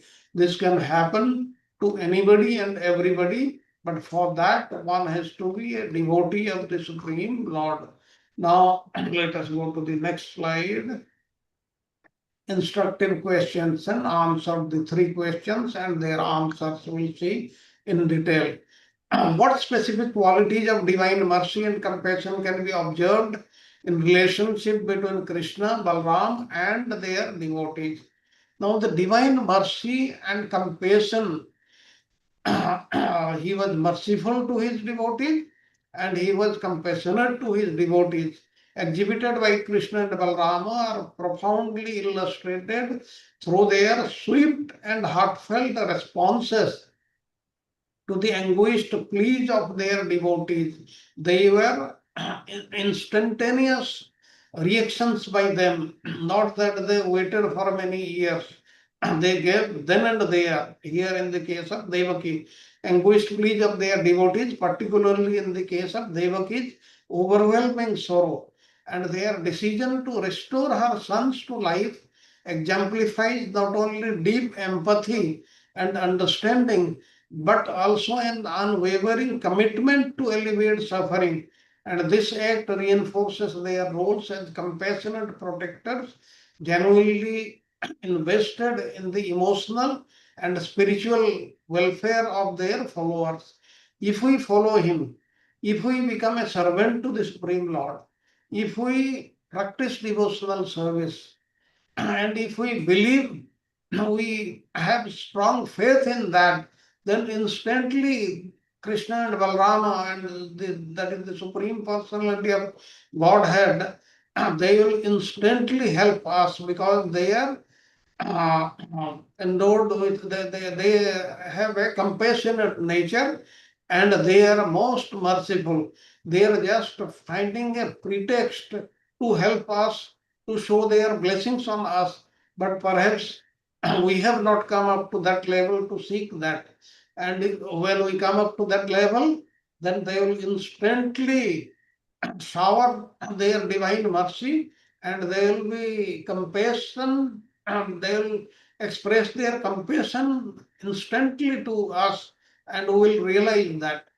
Then the next question, question number 2, how does the resurrection of Devaki's sons exemplify the principles of dharma in the context of life and death? Now these two sons of Devaki had died because of their karma, but they again came into life. Now the revival of Devaki's son stand as a powerful testament to the essence of dharma, showcasing how divine intervention aligned with righteous principles can transcend the finality of death. Anything and everything is possible for the Supreme Lord. There is nothing which is impossible for him. Anything would have died many years back, but he can bring back that person. There should be no doubt about it. And this moment acts as a striking reminder that even in the shadow of morality, steadfast adherence to dharma can lead to redemption and profound transformation. And it reaffirms our belief in justice and the sacredness of life within the grand cosmic order. The Lord has got an order.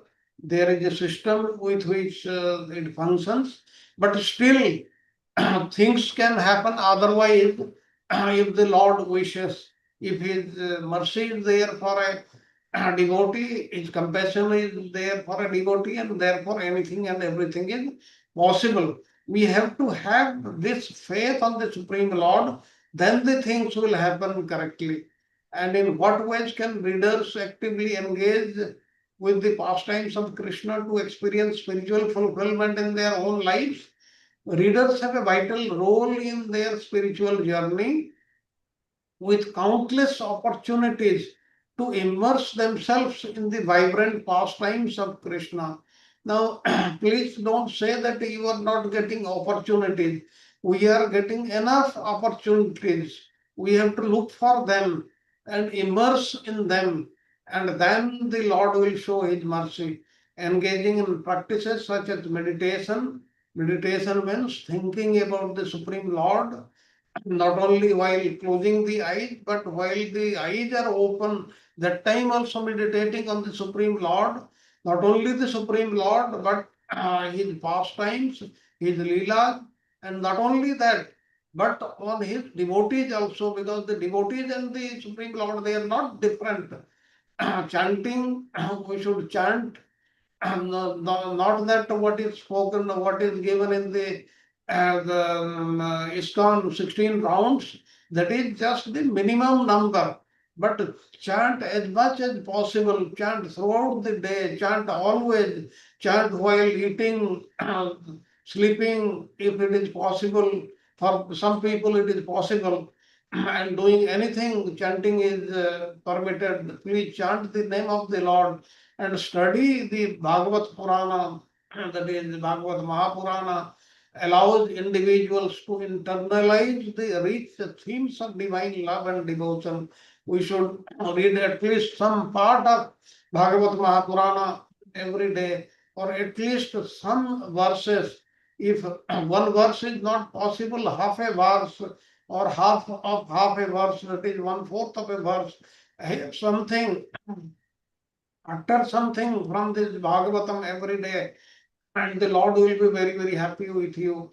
And by participating in community worship, that means worshipping the Supreme Lord together, along with your friends, relatives, family members, everybody, celebrating cultural traditions and the various festivals which come, like nowadays the Kartika month is there, the various things are supposed to be done.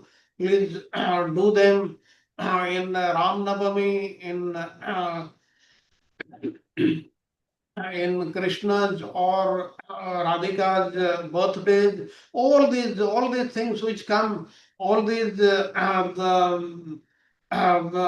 days, please celebrate them as great festivals, and with this they can cultivate a deep connection to the divine, fostering both sense of belonging and profound spiritual fulfillment.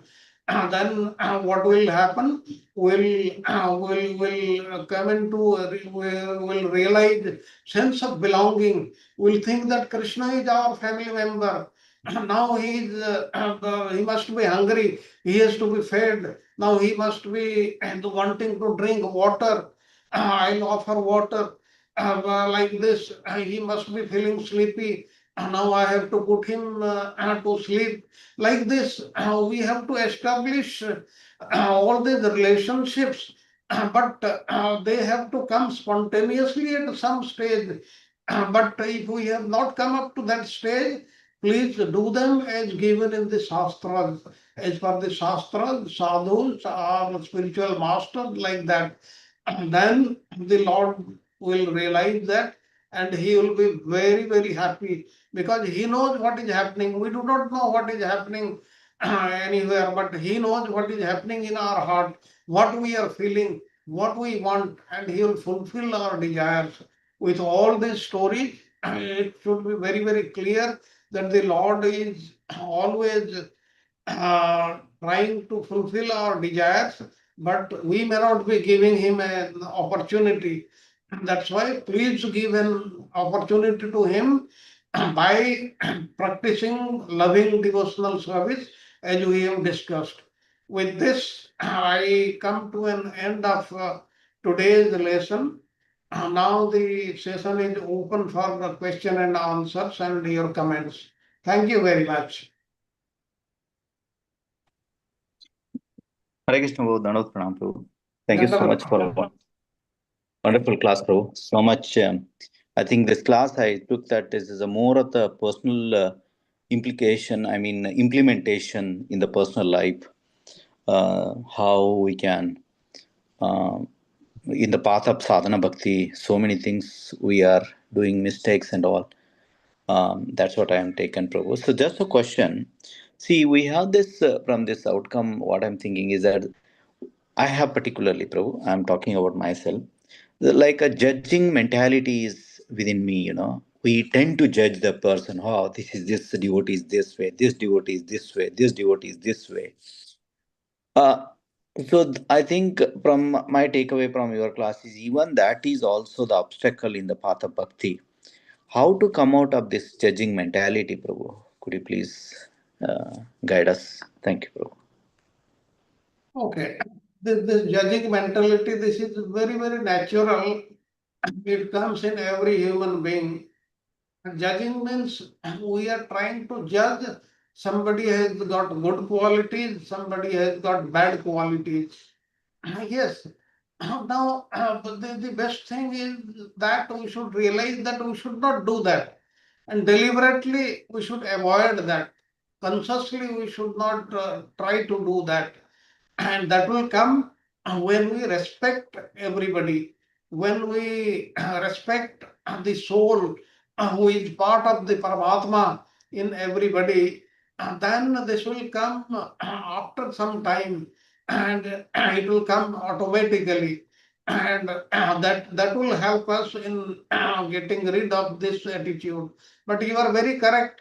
This is not only in you or me, it is almost with everybody. But this is not a good quality. We should try to get rid of that by respecting everybody. by being compassionate to everybody, by helping everybody in the service of the Lord, then yes, someday we'll be successful in our endeavor.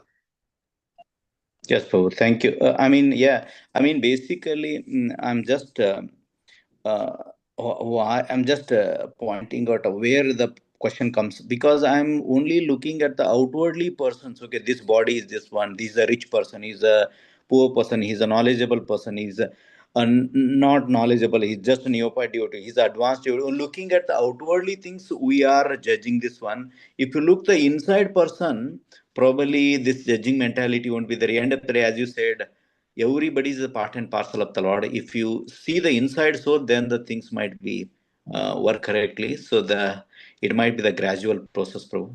Thank you so much. Thanks for all your Yes, yes, that guidance is and help. very, very correct. We should see the Supreme Lord inside everybody, not that we see the Lord in the temple in the deity form, but we should see the Lord in everybody. If we see that, then all these defects will go away automatically. Thank you, bro. Hare Prabhuji, Krishna. if one is there in leadership and management, Yes, and yeah, many times it happens, Prabhuji. So one becomes judgmental, as we have to go for decision making on a fast basis. So many times we do try to do aparadh also, knowingly, unknowingly also. So as Raju Prabhuji just said, so it happens many times. It is not our intent, basically, but it might be happening. So what can be done, Prabhuji, for that? but there is something else to it also. Like suppose you are in a job, there are some people there under you. Now somebody does a mistake. Now for that you have to remind that person, you have to tell that person, you are having this shortcoming, please improve upon it. That is not fault finding. But for no rhyme and reason, uh, from somebody with whom we have no relation, we are seeing from a distance, we try to judge. And that judgmental nature, that is not good. That's what we are talking about. That we should not have. But in our daily dealings, in our official dealings, if our nature of our job is that, that we should. There is nothing wrong in that because that Prabhuji, is our duty. Prabhuji, professionally we pay the people, no, for their work, Yes, yes, and but professionally you have to do so many things. So that is perfectly all right. But at the same time, that should not be taken to the heart. yeah, Like, but uh, Prabhuji, in Krishna consciousness, while serving, we see we can't enforce in sevas, no. So we can't force them, many times, and yeah, we do find problems also. yes, yes, yes. But here the basic thing one should remember, one should avoid conflict, not get Mhm. into conflict. Yes, Nilima Mataji, just I want to add that to adding that service point, yes, I do come across this one. Some devotees wants to do only particular services. They don't want to do other services. So first of all, that is, so that is not a service mode, but that is only we can train these devotees with a detailed study. Down the line things will be fall in place, Mataji. Sometimes that depending upon the level of the maturity of the devotees, we do come across such issues, Mataji. I do facing those stuffs. Okay, I want to do only MC role in the event. I'll not do any other roles.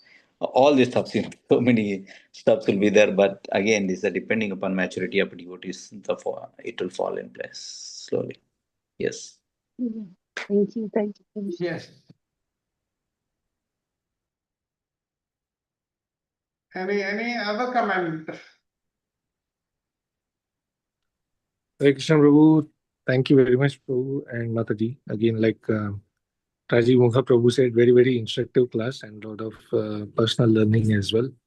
Especially the section of how to develop, like the last part you said, like try developing the personal relationship with the deities. So I think that is very instructive and a good takeaway, Prabhu.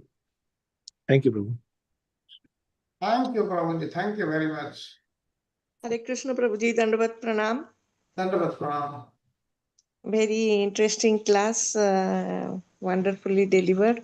Prabhuji, there is a small question. That is my personal doubt. I have seen that at Indore there is near Ujjaini, there is Sandipani Muni's ashram. Yes. And there is no sea, I think. And how his son were taken into sea and kidnapped by Sankhachuda or something like that. But he would have gone there. There is no sea there, that is very correct. But that is ashram, na? He would have moved there later on. He would have gone to the sea. How his son, they went to into the sea, I think, or my understanding Yes. mistake. Yes. And is there any sea near it? Where? I do not know. Archana Mataji, you have got any idea? I don't have any idea. Can you repeat that, Mataji, Dipti Mataji? I mean to say that near Ujjaini, there is Sandipani Muni's ashram. Of course, I have not gone there, but near it, there is no sea. Yes, Mataji, there's no sea. How the sons were driven into the sea, that is my query. Maybe Probably we in have the to look Treta into the Yuga history. might be sea might be there, Mataji. And now in the Kali Yuga, that water might be gone. I don't know.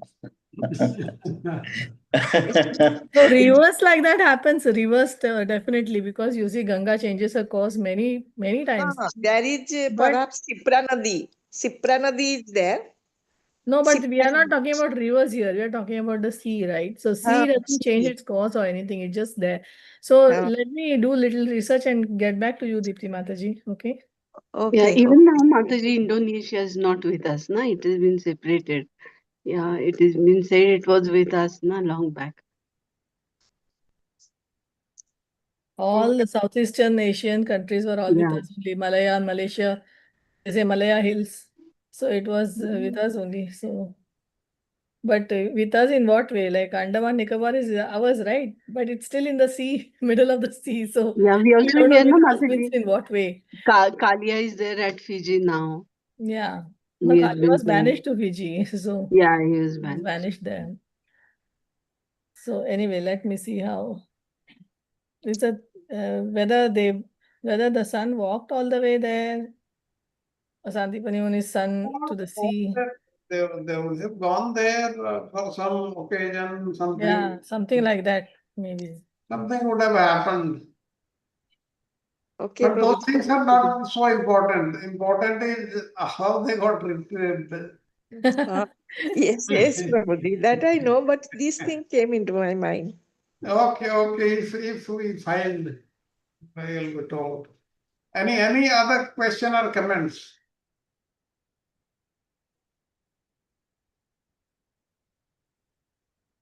Lot of time is there.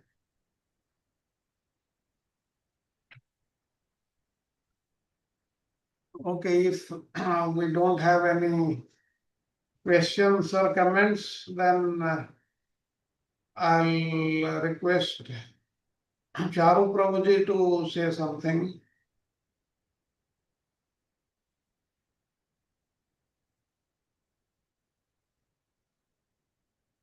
Charu Prabhuji, if you want to say something on this.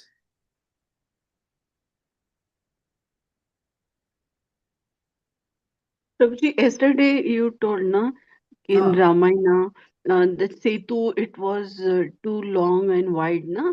You told it was about 150-kilometer wide. No, 120 kilometers wide and 1200 kilometers long. Okay, and you also Not told yet. now what we Yeah. hear about that Lanka is not the same Lanka.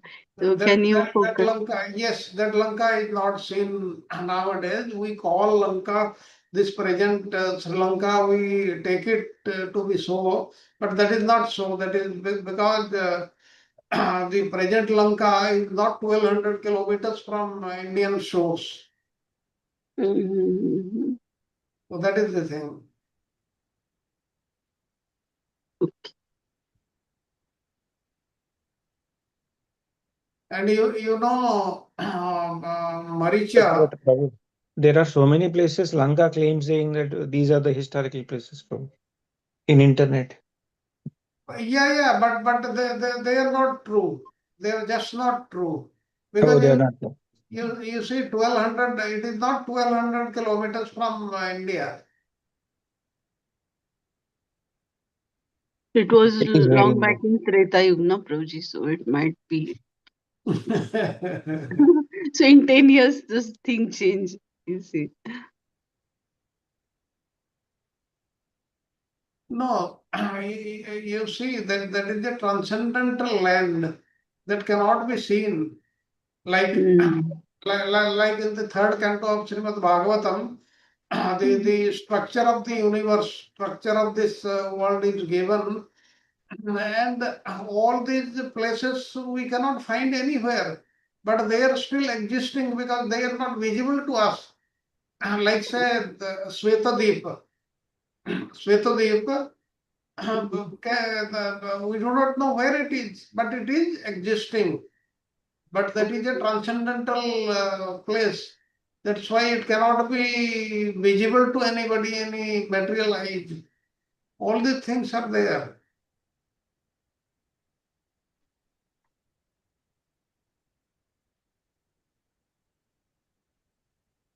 Okay, I think we don't have.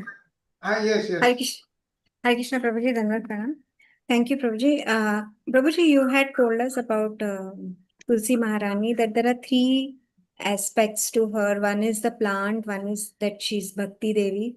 And what was the third? What is the third thing of Tulsi Maharani? Uh, what is the first one? That one is the plant that we worship at home. Yes. And the second aspect is that she is Bhakti Devi. She provides, she bestows Yes. bhakti on the devotees. Yes. And the And third thing is she is the love of Radha and Krishna. okay. So when we are worshipping Tulsi Maharani, what kind of emotion or what kind of one should have? She's a Okay, very pure. okay. You see, we are normal human beings. We are also not pure devotees. That's why we see Tulsi Maharani as a plant only. And that's why we do not get the benefits. Now, it is very difficult to have the idea that she is not a plant, she is transcendental. She helps the divine couple in their leelas and all these things. It is very difficult. But if we come up to that level, then this Tulasi plant is no less than a Kalpavruksha. Like a normal cow which we see anywhere in our areas, normal cow is a Kamadhenu. There is no difference between this cow and Kamadhenu. But our perception is different. That's why it is different. Otherwise, like Kamadhenu can give anything and everything which you wish in your heart, that can happen. Likewise, Tulasi Maharani, she is also a Kalpavruksha. Anything you ask, you will get it. But because of the shortcomings, we are not getting the total benefit. I hope when we become pure devotees, then we'll try to understand her. Yeah. Prabhuji, there is a lot of mention of Manasik Puja also in Bhagavatam. They say that mentally when you are worshipping, that also plays a very important role. Sometimes a human being is constrained, like he is hospitalized or certain difficulties are there wherein physical worship is not possible. So, will a person retrieve the same benefit if he is doing mentally worshipping? Okay, between physical worship and mental worship, better is mental worship. But for that, there are certain qualifications. There are certain prerequisites also. Like I know of devotees, I have heard of devotees who sitting in one place, they can tell in Vrindavana, in the various temples, the Lord is there, Krishna is there, what dress they are wearing on any day. That can be. But one has to go to that level, then it can happen. It can happen to normal devotees. There is no specialized sadhana for that. And that can happen. If that happens, then there will be no difference. Sitting anywhere, one can do. Like this, there is a process of this mental worship, and if that is done, there are many advantages, but there is a sastric process also. There are books also. I don't know any book in English, but I know in Hindi. I'll tell you. I'll give the address. Actually, I don't have that. I'll be obtaining them shortly. But there is a process, and that is a much powerful process than physical worship. And in that, the best thing is that there are no limitations. Now, you can, in mental worship, you can offer food to the Lord with a plate made of gold or any material. You can bring water from the Ganges, water from so many holy rivers, and offer to the Lord. That is possible in mental worship. In physical worship, that is not possible at all. So there is a special process for that. I'll give you the name of that book, but it is in Hindi. Yes, Prabhu. Thank you, Prabhu. Thank you so much. Prabhuji, about mental worship. So we have in CC example of Narasimha Brahmachari, na? Yes. So when Lord was about to come to Vrindavan, he started welcoming with flowers, and yeah, he started mentally, and suddenly on a Setu, Lord stopped, na? So that darshan goes away. So beyond that, Lord didn't reach up to Vrindavan. Yes. Like I know many stories of Vrindavan sadhus. I don't know if you would have heard them. I have heard of one person going to a particular place, and that person already knew that he is coming by so and so train. He will be arriving at that time and all that. That is, these are all possible, and they are happening today. Only thing, we do not know so many things.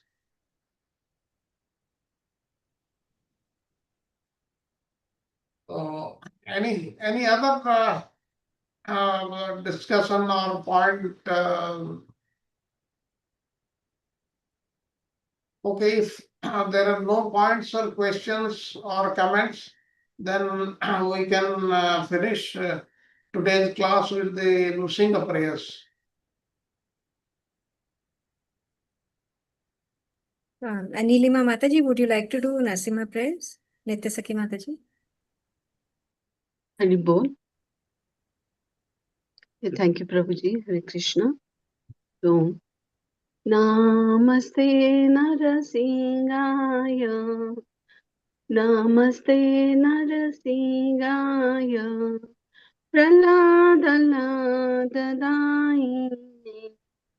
प्रह्लादलाददायिने हिरण्यकाशी पूर्वक्ष हिरण्यकाशी पूर्वक्ष शिलाटङ्क नखालये शिलाटङ्क नखालये इतो न सिंहा परतो न सिंहा इतो न सिंहा परतो न सिंहा यतो यतो यामि ततो न सिंहा यतो यतो यामि ततो न सिंहा बहिर्न सिंहा हृदयेन सिंहा बहिर्न सिंहा हृदयेन सिंहा नरसिंहमतिं शरणं प्रपद्ये नरसिंहमतिं शरणं प्रपद्ये तव करकमलवरे नखाम् अद्भुत शृङ्गार दलिता हिरण्यकशिपु तनुभृङ्गा केशवधृता नरहरिरूपा जय जगदीश हरे जय जगदीश हरे जय जगदीश हरे तव कर कमलवरे नखाम् अद्भुत शृङ्गार दलिता हिरण्यकशिपु तनुभृङ्गा केशवधृता नरहरिरूपा जय जगदीश हरे जय जगदीश हरे जय जगदीश हरे जय नरसिंहदेव नरसिंहदेव नरसिंहदेव जय नरसिंहदेव जय नरहरि नरहरि नरहरि जय नरहरि जय प्रहलाद महाराज प्रहलाद महाराज प्रहलाद महाराज जय प्रहलाद महाराज जय जय गुरुदेव गुरुदेव गुरुदेव गुरुदेव जय जय Prabhupada Prabhupada Prabhupada Prabhupada Thank God, Hari Bol, Hari Bol, Hari Bol, Hari Bol. जय जय श्री नरसिंह भगवान की जय श्री प्रहलाद महाराज की जय all glories to all his devotees Guru and Guru Hare Krishna thank you Prabhuji Hare Krishna Thank you, Mataji. Thank you very much. Thank you, all the devotees. Thank you for Thank you. nice recap, Radha Vinod Prabhuji. Thank you for nice singing Gopi Geet, Archana Mataji. Thank you very much. Thank you, Mataji. Thank you, Radha Vinod Prabhuji. Thank you, Sharad Prabhuji. Thank you very much. Then we meet next weekend, day 1 for lesson 125, balance of the things. Vishwanath Chakravarti Thakur's commentary we will see in detail regarding what we have studied today in lesson in chapter 85. Haribol Prabhuji, Yes, Prabhuji. I just want to make one point. Next week when we meet, let give little history of the 6 sons of Devaki. Devaki that we heard today. Yes. They're also called Shadagarbha. Yes. And it ties in with Kamsa's previous life as Kalanemi. He was Kalanemi. So I think it might be a good idea to devotees know the history behind that. I'll tell that story. All right. Previous lives. Well done job. And Nitya Sakimata, you did so beautiful. I loved it. The way you sang with such great bhava. Thank you for bearing. Yeah, Nashima Prayer was so in front great, of some Mataji, Archana Mataji, Prabhuji. Yeah. I'm just minus. No, you did so beautifully. Thank you. Thank you very much. Thank you. Thank you, Benji. Thank you, Prabhu. Thank you, Prabhu.